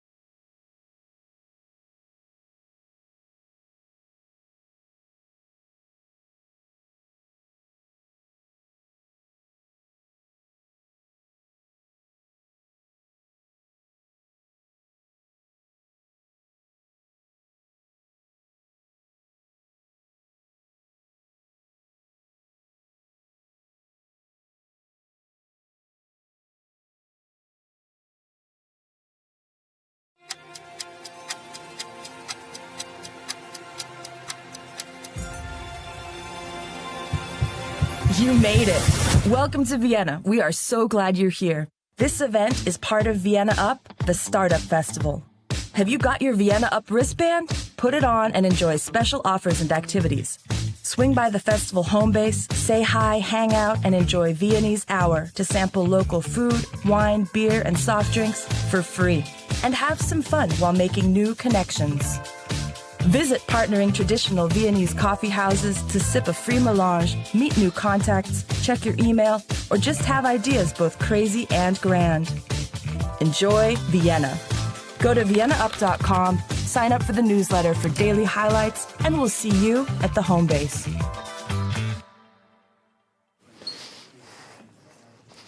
Yes, you made it. You made it to Smart City Summit 20 and 23. Who is new in the room? Who wasn't here before? Only few people. So many of you know me already. I'm Barbara Inman. I have the pleasure to moderate this lovely conference.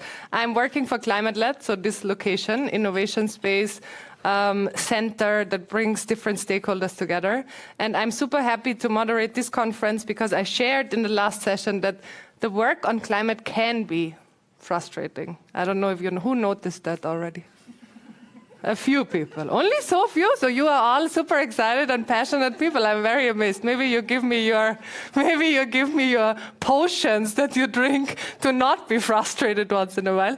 But these kind of conferences where there are so many innovators, people that really want to drive change, motivate me as well. That's why I'm happy to be here today.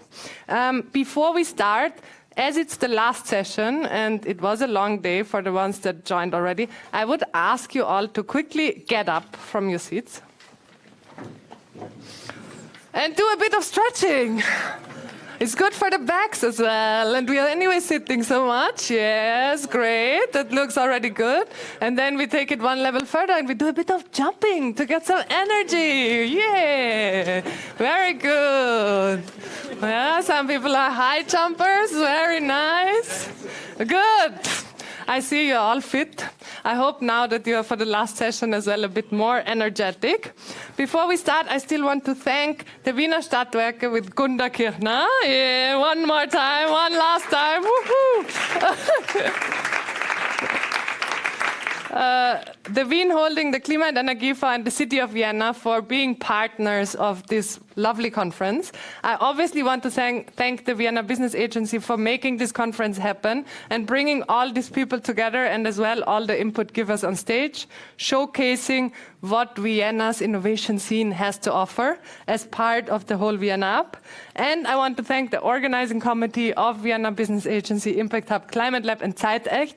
These are the people that you met at the entrance, meet at the catering area, or that hide there in the tech area, because these are the people behind the scenes that make these kind of things possible.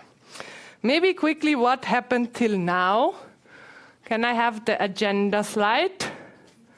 Thank you. So we actually discussed questions of can cities make a difference?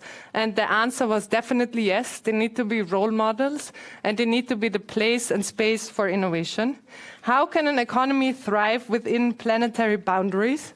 We need to stop thinking of boundaries, but really envision what a city could look like and how it can be more beautiful than it is now, with a totally different system of economy. Then we talked about how to get to net zero and realized it's complex, but there are already a lot of solutions on the market in the energy area, but as well in the construction and mobility area. And now, last but not least, we will go circular with a wonderful panel. But before we go to the panel and all the panel speakers, and I hand over to Lena, I want to quickly introduce you to Slido again. Ta-da! Yeah, we are using Slido because we not only have you here in the room, but we as well have several people joining online. And if you haven't joined yet, please scan the QR code or go to slido.com, #smart23 as a password. If you haven't done that, code is the right word, thank you. If you have done that, you will be asked a question. In which areas are you already reducing, reusing, recycling? Some principles of circularity. There is double answers possible. And I see that packaging and fashion textiles are quite high. Technical devices as well, 50%. Most of them still in fashion and textiles is probably one of the easier ones as well. Not so many in the terms of building, but we will hear more about that in a second. Or furniture, which is surprising because furniture, I feel, is one of the easy ones as well. But it seems many of you are already thinking of how to go circular in some areas. I said there will be more input on that. And with this, I hand over to Lena Reiser from Urban Innovation, the agency, the Climate and Innovation Agency of the City of Vienna. Thank you, Lena, and you will introduce the panel.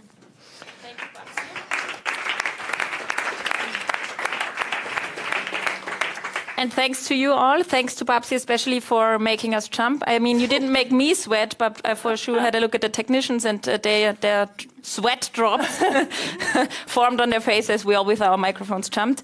So in an area of multi-crisis and escalating environmental challenges, as we heard throughout the whole day, cities are taking on the responsibility of creating sustainable and resilient communities.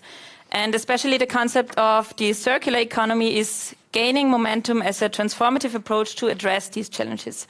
So by shifting away from the linear model of take, make, dispose, so throw it away once you don't need it anymore, the circular economy aims to keep the resources in use for as long as possible through those 3 R's, but not only those 3 R's. We all know it's 10 R's. I think the audience knows them. I'm not going to make you say them, but they go up to rethink and refuse, actually. So the circular economy holds a great potential for cities to achieve the ambitious goals, being it the SDGs by the United Nations, being it the 2040 climate targets posed by the European Union, or being it the ambitious targets the City of Vienna sets itself, as Executive City Councillor Jürgen Czernohorski mentioned in the morning of today. So there is a lot of potential in circular economy. And speaking of climate goals, we all know that the built environment is responsible for a lot of CO2 emissions. So I'm very glad to welcome our first keynote speaker of the day. I would like to hand over to her right now. It's Bernadette Luger. She's a definite expert on circular economy in the built environment. She's now head of the coordination unit for resource conservation and sustainability in the construction sector. So she's the person you need to talk to and you need to listen to now for the moment. And one of her tasks is to lead the program, the Do Tank Circular City Wien 2020 to 2030. One thing we are not particularly good at sometimes in Vienna is naming things, understand them on an international level. But nevertheless, other things we do very good. So this program is focusing on developing, coordinating and steering measures for the implementation of a circular economy in the built environment. Bernadette, I'm going to hand you the clicker. The floor is yours. Thank you so much. I also brought my notes. Thanks a lot, Lena, for the lovely introduction. Thank you so much for having me. I'm really glad, especially as I've seen that the building industry, construction is supposedly the sector where we are not yet very good at. And I guess what we all want is becoming better. So let's keep going. I think I have roughly 12 minutes. So I propose I will jump straight to the point. And I want to really focus on why and how are we getting to a circular economy. So these are the two aspects that I'm focusing on. And maybe let's get straight to the first question. Why is a circular economy in general important to us? And why do we have to focus on the built environment, on the construction sector? Lena has already gave us some teaser, but the answer is quite simple, and I think we really have to kind of get to it and to really embrace that, especially when we think about carbon neutrality. The construction sector, the houses, the squares, the infrastructure we're living in is responsible for 50% of the extraction of resources. Half of the resources that we extract, we need for the environment that we're constructing for ourselves. So obviously here we really have the major impact to make a change. And then obviously there is a bit more to it. Let me get to it. We are facing the reality that resources are limited. So they are scarce, and there is a number of primary raw materials that we really need to obtain the standard that we got used to, and these materials are limitless. So there's a moment where they're simply done, and we will not get more of them. Then secondly, we are, especially here in Austria and in Vienna, we're dependent on other countries when it comes to getting these resources.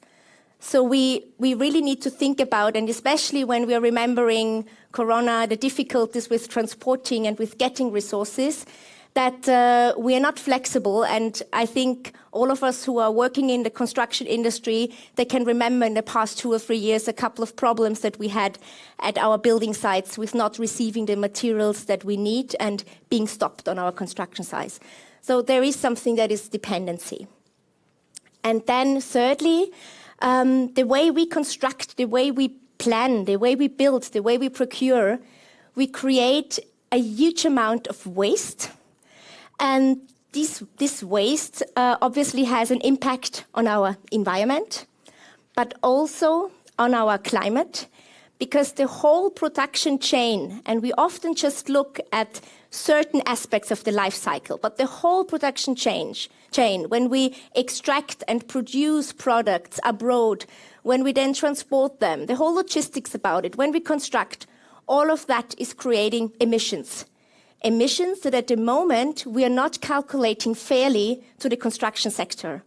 Often we are calculating these things to mobility, as it's transport, but in reality, all of these emissions, they are connected to the way we construct.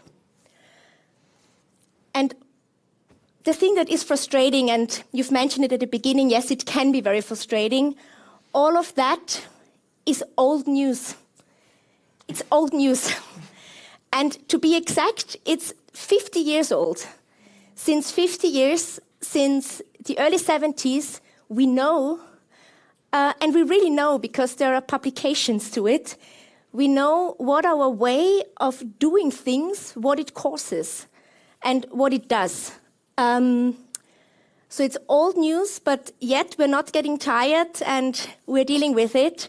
But I think we really have to be aware that in the last 50 years, there might be some solutions already that we also need to rediscover. So yes, it is about innovation, but yes, maybe it's also about really thinking and looking back and analyzing and what we can do and what we might already discovered but forgotten. But first, let's take a look what happened since 1972, since we know what we know concerning material consumption. Let me show a short graph. And here we go, and just here I really need my notes because I didn't learn that. I see the numbers here also. Well, what happened since 1972 is that material consumption has increased massively and it continues to rise rapidly, as you can see on the graph.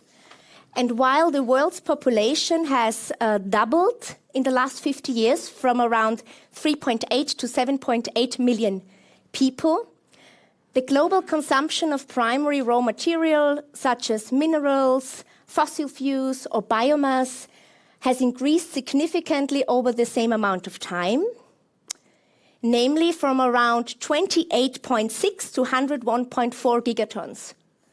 So it has not only doubled, but it's 4 times as much. And I think this calculation is quite easy. If we continue like that, obviously, we will consume more materials, raw materials. And there are estimations that if we continue like that, we will reach in 2050 around 184 gigatons. And especially if we think about that other nations are not yet on the standard of infrastructure that we have, if they will continue to try to reach that standard with the way we're doing things, it will simply not be possible, and it will not be very comfortable. And this graph shows another thing. It shows that growth and the way we develop things is currently very strongly coupled with the consumption of primary resources And that is the problem. That is not very smart. And the principle behind this logic, we all know it, and Lena has already mentioned it in her introduction. But I want to show it because it's really important that we're very much aware of how we do things. And what we do is, with production, no matter if it's buildings or if it's other products, we take, then we make something out of it, we produce, we use it, and then we dispose it. And in this linear model, we really extract resources on an extreme cost of resources, of emissions, and in an extreme cost. And then we use it for a relatively short amount of time, especially if we think about buildings, and then we just dispose it. And climate crisis and collapsing ecosystems and the aspects that I've mentioned before have just shown that this is not a very intelligent way on how to deal with things. And this is actually where the idea of the circular economy comes in, and it looks quite easy. But the simple idea is that we are creating a closed loop between the production and the utilization, trying to use what is there as much as possible in order to create less weight and extract less resources. And Lena has mentioned it before, this closed loop principle is in the core of the Smart Climate City Strategy Vienna. And yes, this is also a very long title that is always very difficult to say, but it's part of the climate strategy of the City of Vienna. And you see it on the right down corner, the city set itself the goal that by 2030, circular construction and planning is to be standard. Standard means that it is part of our rules and regulations. That this closed loop principle is within all of our requirements, processes, procurement procedures. It really has to be kind of in the core of the way we do things. And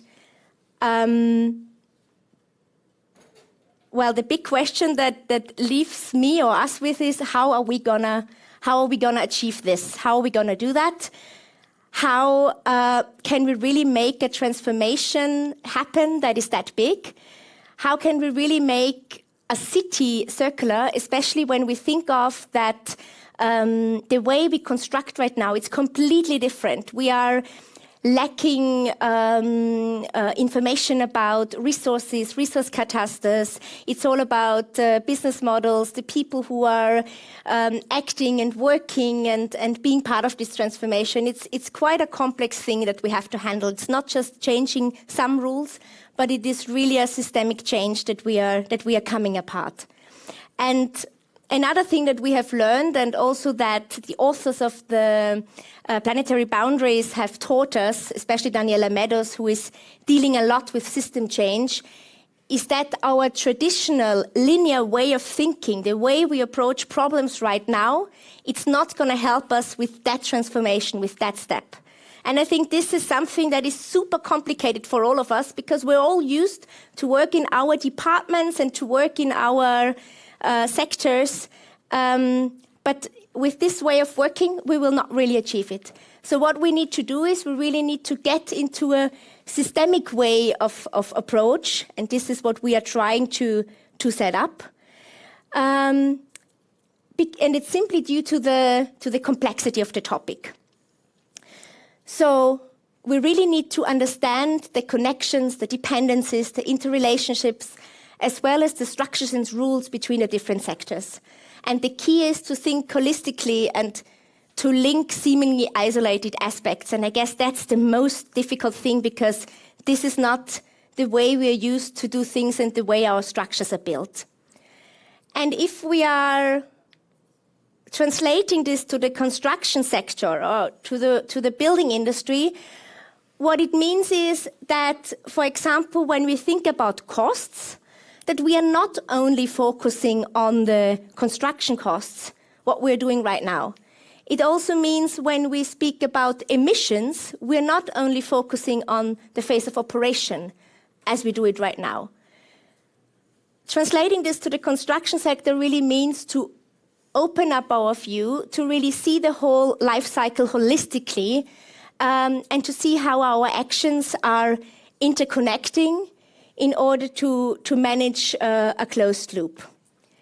And accordingly, and I don't know if it's big enough to see, but I'm happy to hand out the slide afterwards. Accordingly, along the life cycle, we need to acknowledge the following principles. The built environment is our future stock of resources. It's our urban mine. And activating local potentials, activating what we already have, no matter if it is vacancies or materials or soil, this is key. Design for disassembly and for durability, although it seems to be a paradoxon, is what we need to get to.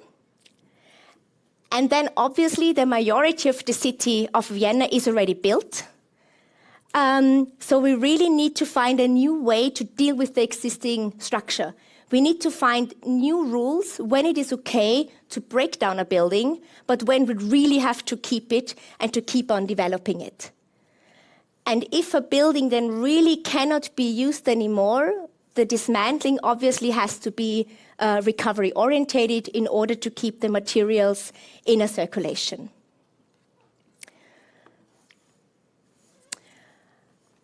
In this paradigm shift, we, and this is the team of the Do Tank Circular City Vienna 2020 to 2030, we try to involve as many stakeholders as possible. And at the moment, we are working according to the principles defining, demonstrating, and implementing. We try to do that step by step, consecutive, although, of course, these three phases are interlocking. And in terms to get an idea on what we've planned until 2030, because if you remember, that's the goal that we have in the climate strategy. We are currently focusing on creating the essential knowledge bases, the foundation for the topic, such as, for example, an assessment methodology to make circular construction tangible, because ultimately, we all must mean the same thing when you speak of circular construction. I really made the experience that all of us, we have different images, different ideas when we speak about circular construction, what it exactly is. And what we have to do at the moment, of course, against the background of the EU taxonomy and against the background of all these regulations that we have from the European Union, we really need to know how do we measure it, what do we mean by circular construction. We need to define it. We need to have the same image and picture when we speak about the vision and what we want to achieve. So that's what we are working on right now with partners from BOKU, for example, or the Technical University Vienna. And then secondly, the phase of demonstrating that I've mentioned, we of course have to put step by step this developed knowledge, this definitory framework into practice. We have to learn from these demonstrations, and this is what we are starting. There are different refurbishment, but also newly built projects in Vienna, mainly done by the City of Vienna, where we try to implement certain circular aspects in order to learn from that. And then, of course, thirdly and finally, the implementation, the last step until 2030, we have to create a legal framework for the topic, which doesn't mean that against the actual framework, sustainability is not possible. But of course, we want to move towards that this is a requirement that everyone has to do. And actually, we managed 2 or 3 weeks ago in the General Assembly of the OEB guideline. They agreed on that the OEB 7 will be developed for the city and for Austria, and this is the basis to implement this topic in the building code. So we managed, or we achieved, to do the first steps already in order to manage the integration in the regulatory framework until 2030. I guess my time is over, my slides as well, so that will be perfect. Yeah, I hope I could give you a good overview. Important for me is that we are obviously focusing on the framework, But yet, I guess there's a lot that we need to achieve when it is about collaboration and discussing what we need concerning business models and innovation in order to keep it going. Because creating a framework is the one thing, but filling it with life and really bringing these things together, making it work and bringing it down to the ground, that's another point. And I'm excited to discuss with you how we manage that. Thanks a lot. Thank you, Bernadette. We're going to make room for the table to be removed. And I would like to ask you again to come with me, Bernadette. The second chair is yours. And while you sit there, I will go and introduce all the other panelists that we have invited here. So next up are two people, and their work has already been mentioned in Bernadette's presentation already. So I would like to ask you to come up, Linda Schneider and Bojan Schnabel. They both work for the City of Vienna in the Department of Technical Urban Renewal. And as such, they are responsible for one very, Linda, yours is here, for one very comprehensive urban renewal program called Wien Neu Plus. Short name, easy to remember, hard to say for English-speaking people, but we're getting there. So here we have essentially two people wearing one hat. Now I'm asking another person up here wearing two hats. So this is how agile we are today. So I'd like to ask Florian Hofer up here, who essentially lives circular economy. He definitely has a passion for it. On the one hand, he's the founder and now shareholder of a circular economy startup called Hut und Stiel. Again, probably a naming problem, which roughly translates to hat and stem. And on the other hand, he helps Viennese businesses and institutions in the circular economy sector with his work at the Department Technology Services at Vienna Business Agency. And then I would like to ask Brigitte Reich to come up here. She's a lawyer specialized in environmental and waste law with many years of experience in the waste industry. And she is now managing director of Second Trade, a digital marketplace for trading secondary raw materials. Now I'm going to sit down as well. And Bernadette already talked a lot about the built environment and how we can use it as a resource. And, you know, Vienna is a growing city, but to be perfectly blunt, most of it's already been built. So this is actually the area that Bojan and Linda are tackling with their works, and I'm going to ask them for their input presentation. I think, Bojan, you'll start. Yes, can I?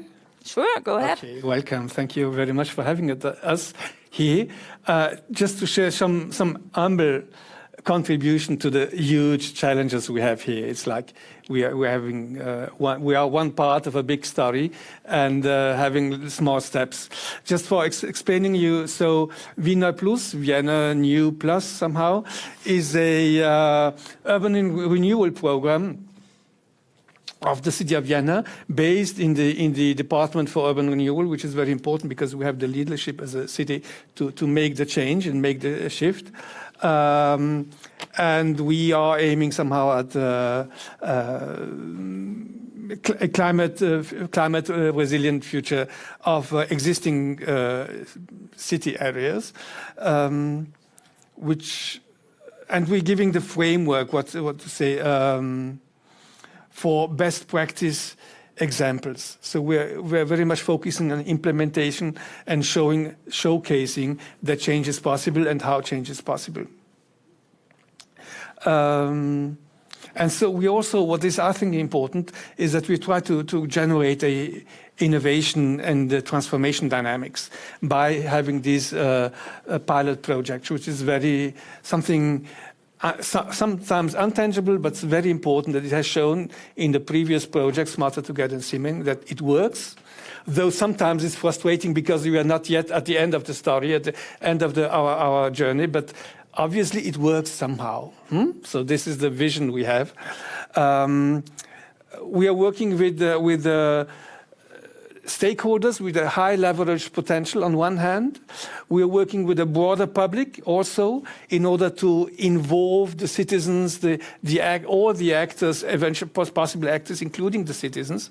And we're working with governance also, and that is a feedback for the presentation we have heard before, in order to ensure feedback loops in the transformation process, in order to feedback our challenges, we facing, our needs, eventually in legal terms, to what should be done. So that's why these pilot projects are so important for us, because we have this constant communication. And one thing I'd like to highlight is is that we share vision, passion, and what was the third one? Values. I think it's so important. I mean, obviously, it's somehow hardly to explain, but the one thing is the technical change and technical issues which are known, basically, and technicians would find solutions on the internet. But if you don't share the values and the vision and the passion, you don't create the dynamics of change. And we've been yesterday at a meeting. It was really, this is what makes the change, what makes the difference. So just for the short part, we are planning for working for 10 years. We're having specific project areas for about 3 years. We started in 2021 in Inner Favoriten in the 10th district. We are now in the Cross district area, Grätzl 20+2, in the 20th project areas. And our pillars are building and energy, open public space, and social participation, local economy participation. I think this is so important to have this holistic approach. We saw that it makes the difference. It's a simply different approach, and eventually it's part of it. We are based on the smart city strategy and all the institutional framework. We are part of it. We are not. This is so important too.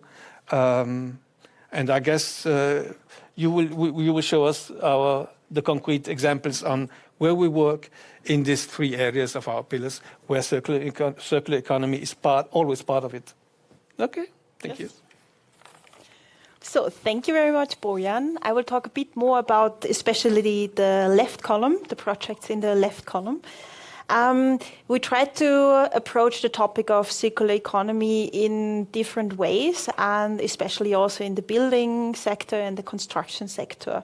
So we tried to do that in 2 different ways. So on one hand, we explored possibilities with 3 different non-profit developers on how upcoming renovations in their properties can be made into a circular process. In that, we made successful use of the format of a co-creation lab that the Vienna Business Agency offers. Well, we couldn't use the knowledge that we gained in the workshop on that specific property we were looking at, but we could transfer the knowledge to another property. So I say it's still a success story. And then we also tried to approach it from the other side, from the side of from the side of a construction company, where they were looking at what a typical renovation process looks like right now, and then they analyzed and developed a circular process of a renovation of a building.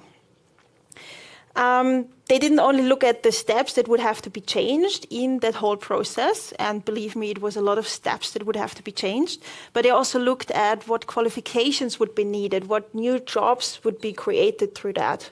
For example, when you're trying to classify materials in the building, or when you're trying to classify, can you reuse the materials on the site, and for the next project, do they have to be recycled, etc.?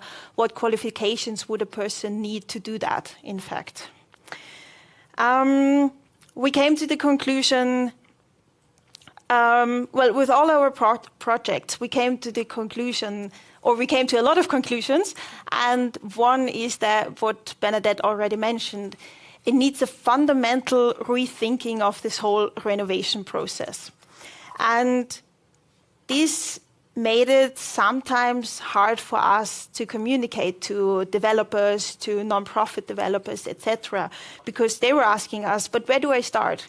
Because it's really hard to just start completely new from the scratch.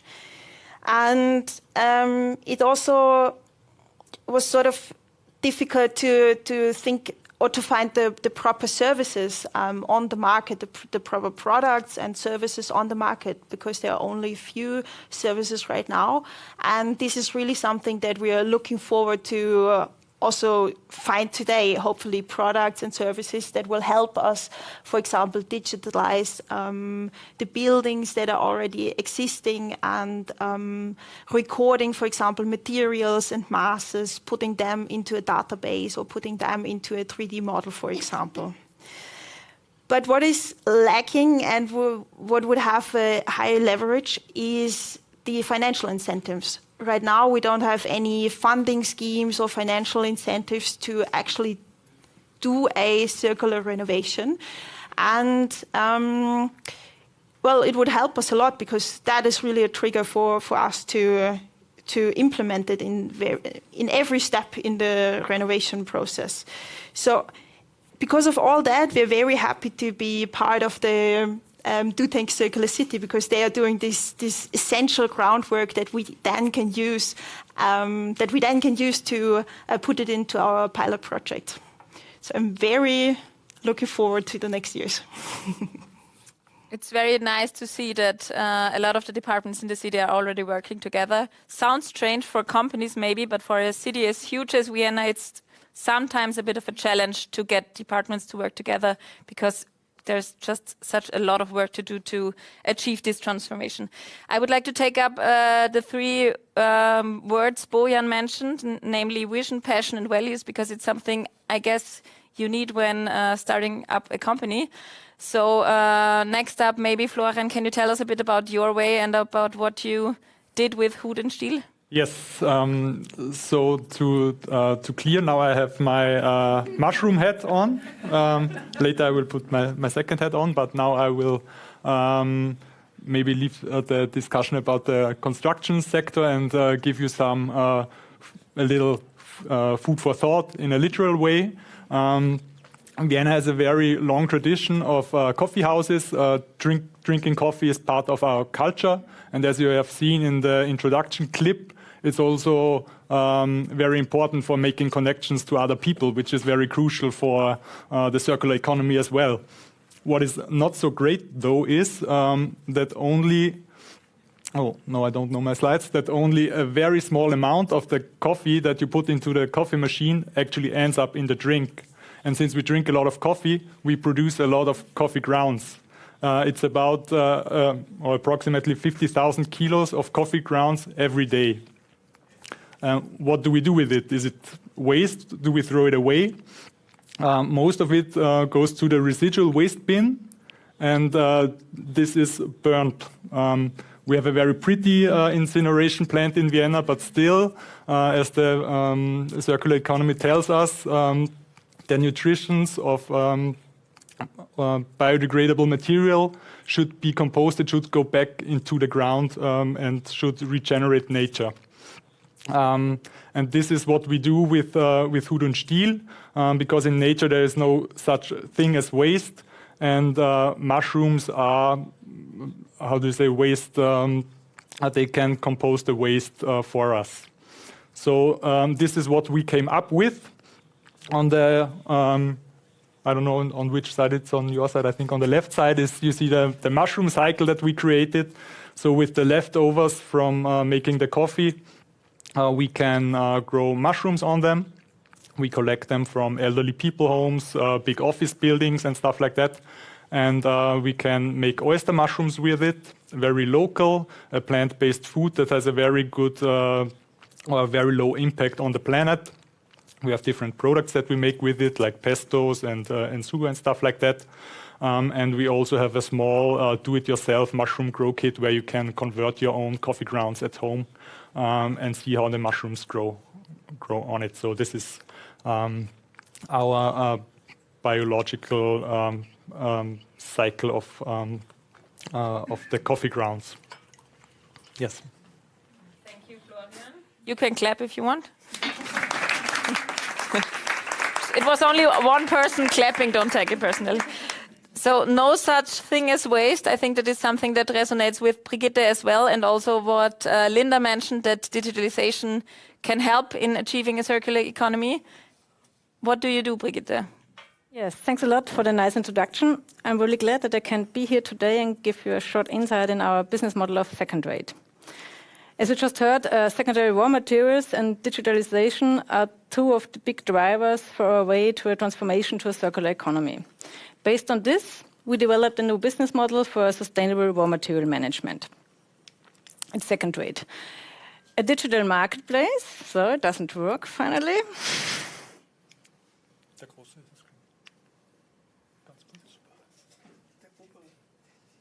Dann alle durch? Jetzt. Okay. A digital marketplace for secondary raw materials. What does this mean? We offer a B2B trading platform where buyers and sellers of secondary raw materials all over Europe can find each other and can trade their commodities. Which commodities are this?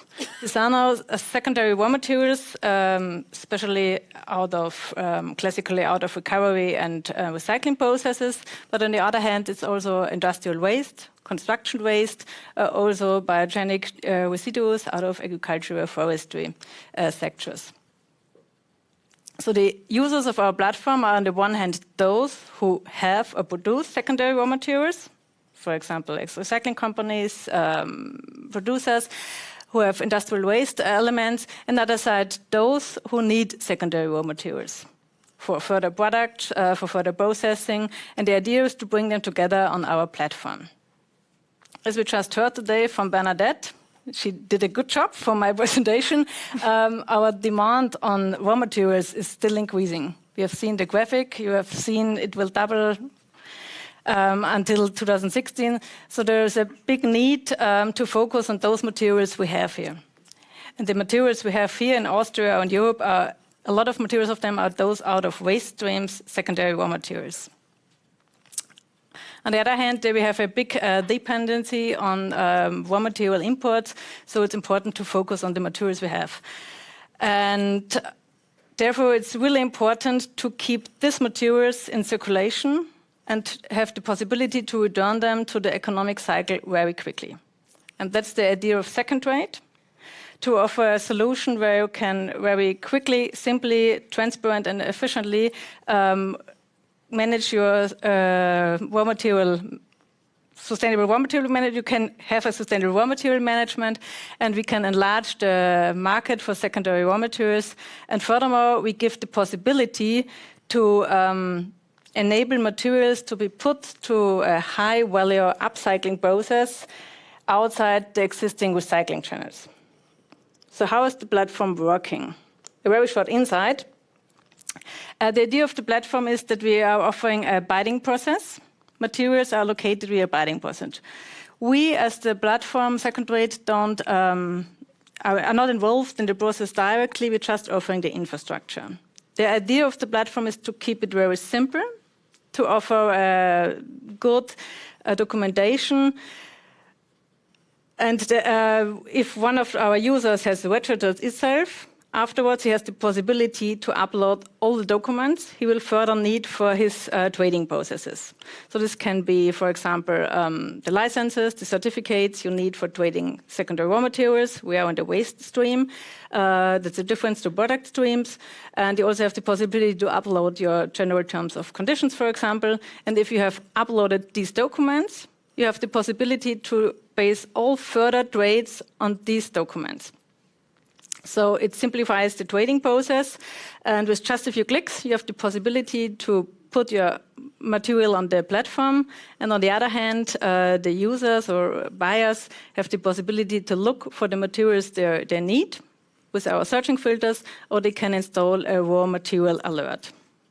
So the idea of second rate is to simplify the trading process of secondary raw materials by offering an additional digital sale channel. By enlarging the market for them, we offer a good management of different locations, a good documentation, which can also be used for further sustainable reporting. And it's a very secure and transparent process because you have the possibility to check your partners via the certification tools we offer on the platform. So that's the idea, to give a push to secondary raw materials, who will be in future very important to fulfill our demands for raw materials. Thanks a lot. This was a short insight. Thank you, Brigitte. I would like to stay with you two for my first round of questions. As Vienna Up is a startup festival, Smart City Summit is part of Vienna Up. You both founded your companies a while back, I think 2015 and 2018, just not, even if I'm wrong. Maybe can you tell us a bit about the process or compare the stakeholders and the environment from back then to now? What has changed? Or even, Florian, maybe you can tell a bit about your experience as Vienna Business Agency as well. Yeah. Okay. Do you want to start? Yes, I'll start first. Yes, we started in 2018, and I think we've been one of the first movers in the waste management sector with a solution, a digital solution for trading raw materials.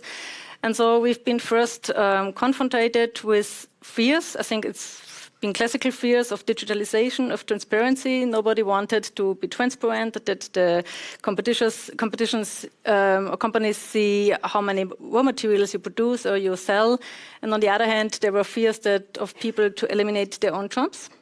There we notice now a change. I think some of the reasons are that the legal framework is changing. We have some changes in the European Union. We have the Green Deal. We have in Austria now the circular economy strategy. I think that's a great push. We have concrete legislations like the Single-Use Plastic Directive or the draft of a battery regulation, which, for example, gives you obligations that you have to mandatory use recycled content for the production of your PET bottles or, for example, your batteries. So there is a change in the frameworks. And on the other hand, I think just the last years with the crisis have shown us that we are really dependent of foreign materials out of foreign countries. And so there is a change in the mindset to focus on the materials we have. And this are a huge amount are secondary raw materials out of waste. And so I think there has change been in the last years, and we noticed this, and this was also the reason that we enlarged our platform to different waste streams. We are coming out of the e-recycling industry, and now we started to open the platform for construction waste, for biogenic residues, and also for wood waste, because we see there is a huge interest in these materials, and they will be needed. And we have them, and the idea is to keep them very simple, very quickly in the circle, and that has changed, I think. Florian. For us, it was. I mean, I could talk maybe for an hour about the journey that we had with our startup. We don't have an hour. I guess so. So I will try to break it down to the main points. When we started, we just had the vision, like the mushroom circle that you saw. We knew that there was some potential here. There is a lot of coffee grounds in Vienna that was going to waste unused. And we wanted to do something with it and grow mushrooms on it. But we had no clue how to grow mushrooms. We had no idea about how mushrooms work and how do we have to collect the coffee grounds.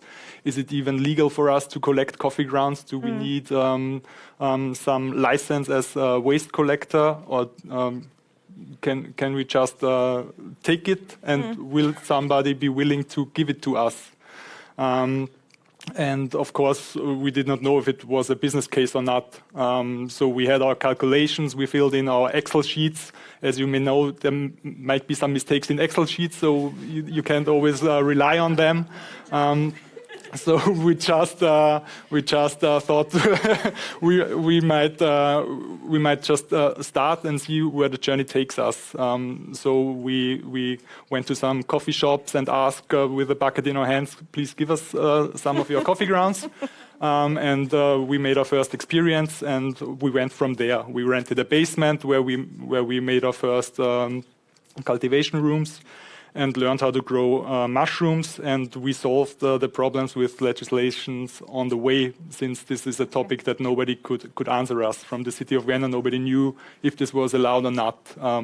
We had to then, at some point, define coffee grounds not as a waste product, but as a side product from coffee making, so that it was legal and stuff like that.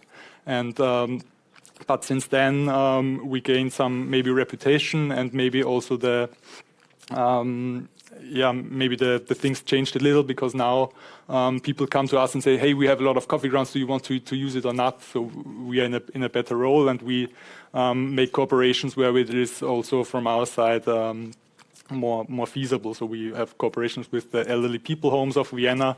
They produce a lot of coffee grounds compared to a small coffee shop that has maybe 1 or 2 kilos every day.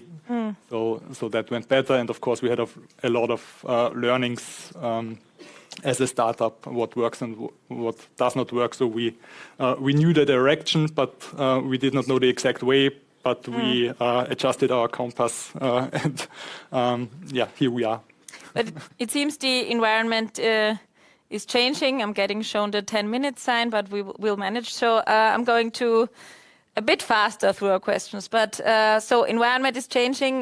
Bernadette, then maybe to you, looking at the construction sector, at the market, the current stakeholders, where are the gaps that you see that need to be filled that might be a potential for all of us watching out there? Well, I'm really happy to hear that things are happening. There is still, we still lack somehow really platforms or marketplaces that are not knowing yours to an exact extent, but that really also fill the gap between we know what is there and then the time we need to use it. Because the problem is when you use primary resources, you first plan and then you buy the products and you use it, you bring it directly to the construction site. If I buy a secondary product, I need to already secure it while I plan it, because I need to plan with it. And then there is a time gap for me until I use it. Unless there's a possibility of reserving it, there needs to be a financial. So this whole kind of integrative planning process that we need to change. I have the feeling that we still need to cooperate better between the market possibilities and the planning processes, because so far this was disconnected and we could buy on demand, but this has changed. So solutions for that or even collaboration, discussion on that is quite important. Actually, we have a question from the audience. This sort of fits in there. It's from Anna, so thank you, Anna, for that. The City of Vienna would have to provide infrastructure and overall data and storage area for building materials to be reused. Is there a plan to do this? And I think it's directed to you. Does the city have to? I think it's on again. Yeah, that we need this space and infrastructure. Yes, of course. We are right now trying to figure out transforming an industry. So far, the companies, if you think of primary raw materials, there are big marketplaces and shops and possibilities where you can buy these things. Yes, we need space. But to be very frank, if this is, is this the role of the city to give this space? Or so this is something that we still need to figure out. But yes, there needs to be space to work on that material, especially when we dismantle and we put it in place again. But we mustn't forget that when we dismantle a building until we put it into the next building, there are some processes that need to happen. And these processes need a certain infrastructure compared even to creating products in a primary process. So this has to be a business that is doing that. So, but this is a question that we need to figure it out. Definitely, yeah. Let's stay on a point where there's a role for the City of Vienna, definitely, and it's social housing. Vienna is known for its social housing policy. Just to give the international viewers some context, over 50% of people in Vienna live in social housing. 500,000 people actually also live in municipal housing. So to you, Bojan and Lina, where's the potential there for circular economy, and other projects that you tried? Are they now a blueprint for all other projects in Vienna? Shall I? Well, obviously we work with social housing, non-profit housing associations, and we work with Wiener Wohnen, Vienna Housing on pilot projects, exactly. Also thinking about circular economy. We have a whole history about this cooperation already, where experiences from a few years ago are now fitting in the processes now. We're not at the end of the journey, I wouldn't say so. So there are specific aspects. We have one research project, my favorite in Favoriten, which is really interesting, also on specific solutions where our builders say or housing providers say, almost they have to adapt the planning for every specific building. We don't have a blueprint for all of them. We also have a very varied housing stock from the 1900s to the 50s or 60s or 80s, and they're all different in the approach, and some are easier to be refurbished or rebuilt or renovated according to new principles of circular economy. Others are very difficult. Some architects are easier to work with, or historic architects. Some are more difficult, as we see. This is really an interesting journey, also a learning for us constantly, all the time. Yeah. The challenge that we are seeing with the social housing, municipal housing, and also the non-profit developers is that they have very tight budgets. It is all regulated by law. They only have a certain amount of money per square meter they can use for constructing. And they already have a lot of standards to live up to, and putting more quality into that would of course help, but it puts a lot more money also in the whole construction thing. So as I said before, we don't have financial incentives right now, but this would help a lot if we put up a funding scheme, especially for those limited and municipal housing, where we can include certain standards, what they would have to do to get the funding for their renovation of the properties. Can I add Sure. something? We are also working on this topic, and we've realized that the funding is obviously a really big lever to work on that. So within the program, we're also discussing with the departments responsible, how can we change certain processes and funding schemes. But also what we're doing is, with our assessment methodology for circular construction, we are trying to evaluate right now what are the costs behind certain measures, to see which things can be implemented easier than others. And then also we mustn't forget that with the change of regulation, also the change of the way how we see what is economically good or bad, or how much things cost, this will change. Because there will be a certain moment where we will have to reuse material, because it simply will be regulated. We also see the EU taxonomy, so there are certain things coming. And for us, as social housing and affordable housing is so important, what we are really trying is to prepare this sector as best as possible, to learn now how do we have to set up processes in order to be able to go with this development, because it will come. This is what we are seeing, and it will not be a question in a couple of years. So I guess it's our responsibility to make sure that especially affordable housing is put very well into this transformation. And I guess this is what we are trying also with merging our programs on that topic. Okay. I think I need to go through a final round, and I need to do two, and you will later see on why.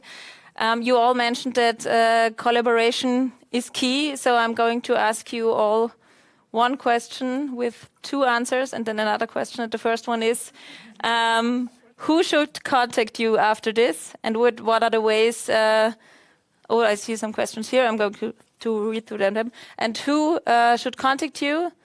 Why? I thought that this would be the question. Well, you can say that. And what are the ways that maybe companies or startups out there can actually collaborate with you? And maybe let's start with Brigitte again, and then end up with Bernadette. Of course, those should contact us who have or need raw materials finally and want to use the platform. But I think it's very interesting to talk with other startups. There are a lot of projects now on the way in similar parts of the waste sector. And I think it's very important to talk to each other because there are a lot of synergies.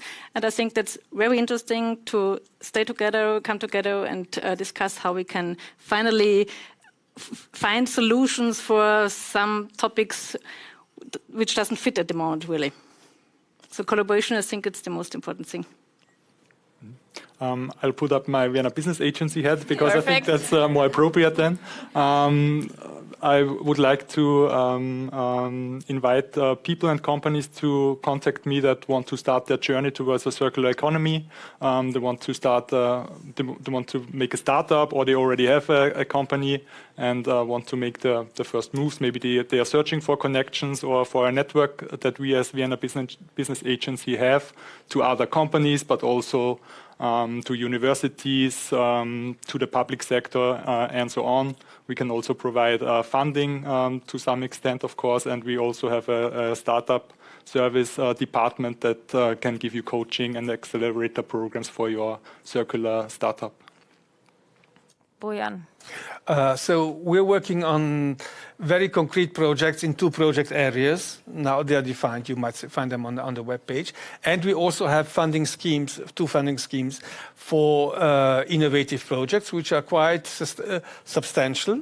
So let's have a look. We're also working with science and research, so we're developing different programs and trying to find concrete implementation projects in our project areas in order to showcase them together. And we then are also networking all our partners and having additional values and results, which I think. So this we're working. So let's see if you're like innovation partner, which would fit in the funding schemes eventually. I would like to add, because it fits to the session today, we're especially happy about any companies or startups who contact us who offer services or products in the field of circular renovations. It can be digital products, it can be I don't know, anything else that is related to making the renovation process more circular in any way.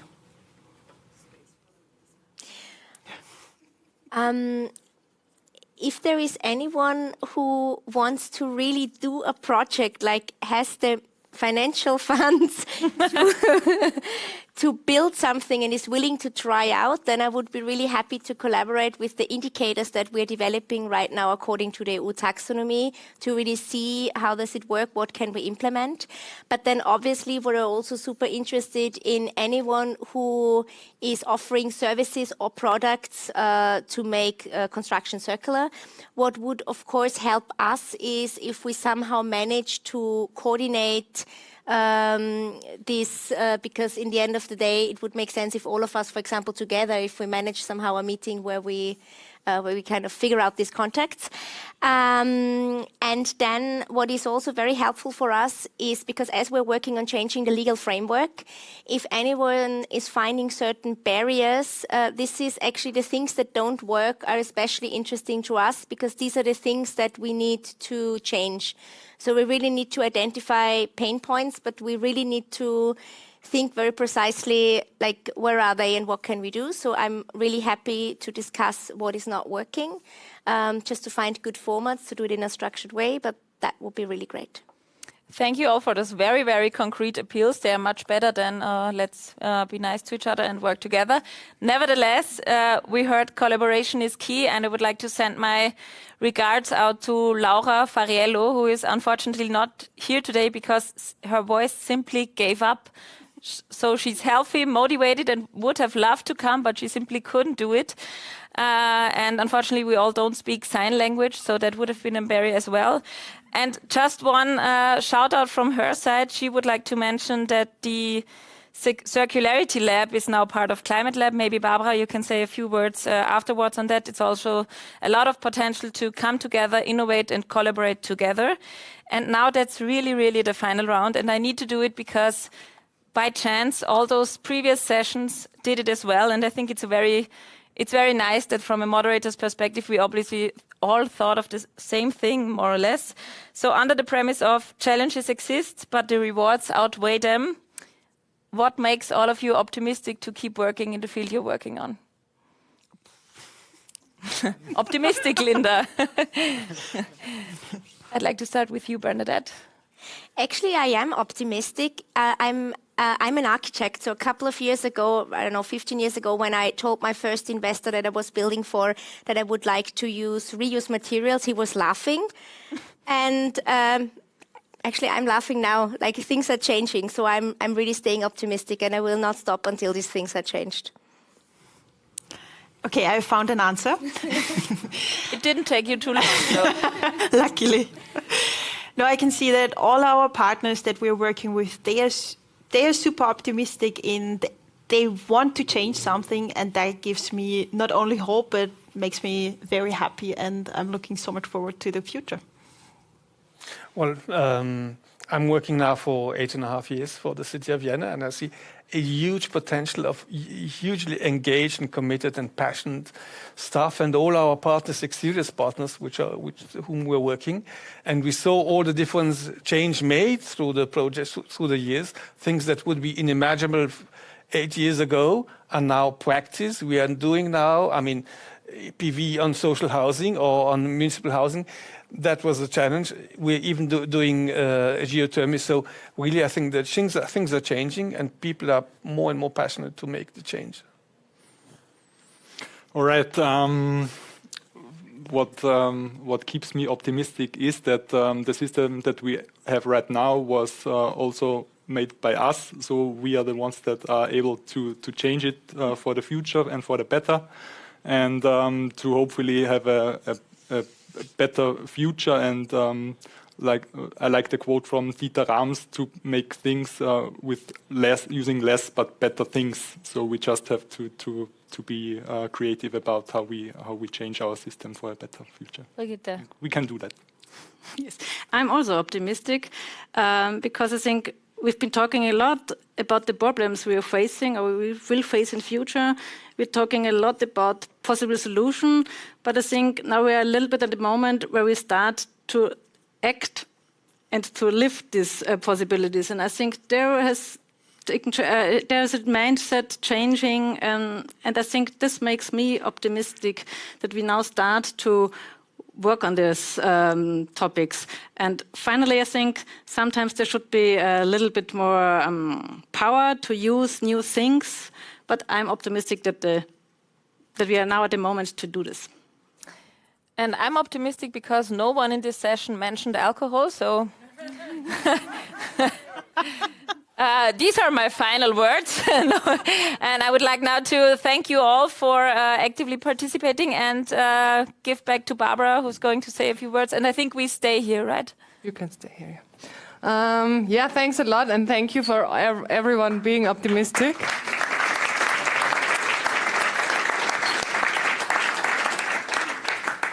As well, without alcohol.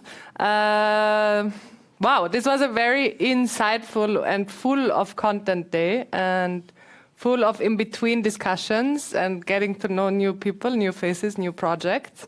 And I feel there were a lot of things said of what keeps us on track. It's common dreams, it's common visions, it's staying optimistic, it's working on specific projects that are dear to our hearts. It's maybe gin tonic. But I feel one thing that is missing, and I discussed it in the last break, is time to reflect and time to calm down and sit and be silent about it. And I want to give you this chance, even though it's already a bit late, but we can have a few minutes of just, whoever wants can as well close their eyes, but I don't force you. And just review what happened today, whom you met, what you heard. We had a lot of discussions about what is not working, that the world is burning, that way too many resources are used, and way too much energy and CO2 is put into the air. But there were a lot of projects that work against it, a lot of people that shared their passions, their projects, their solutions, creating a post-fossil fuel society, sustainable transport, new legal frameworks, circularity, all needing collaboration and leaving the silos, changing the systems we live in, not thinking linear but circular, and open our views to create not moonshots, but earth shots and cities that are innovation spaces, that are green, where you can comfortably get from one place to the other, not in individualistic car transport, but maybe you even meet people while passing by, kids playing on the street, greenhouses, green energy, less resources used. And there's one thing that matters to make this possible. It's your voice and your action. And that's what Katharina Rogenhofer said in the beginning, and I really much like that. Potentially you are the one that make the difference. You are the one that convince somebody else to change. You are the one that moves some big stones by just speaking up, by just trying, by just working towards this common dream future that we could now dream about. With this, I thank you a lot of being part of this journey. We are now done with this part here, and as well with the online session. We have 2 more things that come up. Some startups arrived, I think, in the background, and we will have a startup get-to-know session on the 9th floor. You will have been separately invited for that. And there's still one tour to this temporary use project. Lucas is already waving, so whoever wants to go there is with Lucas. But to just finalize the day, I would like to hear some of your highlights, connections you made, what came up now in the visionary throughout the day, and we will end with that. So if there's anybody who wants to share something, just raise your hand or let me know. Yeah? I think what is very special for me is that the openness of this environment, because you can just come here and watch people talk about from many different industries and sectors, and then get to know them, talk about them. And I think this accessibility and openness of this environment is what makes Smart City very special for me. Thank you. You don't need to clap for everyone. Thank you. I've been really impressed with the amount of interplay between the city governments, the startups like myself, and then just the stakeholders. I'm from the United States, and our local governments and all the way up to the White House are kind of a disaster right now. So it's fun to see that there's so much interaction in a common purpose of protecting what you have. Thank you. Anyone else? One last voice? No? Okay, one more. I have to admit that I'm really proud to live in Vienna. I'm not Viennese, I'm born in Linz, but today I was tempted to say I'm Viennese because it makes me proud. It makes me proud.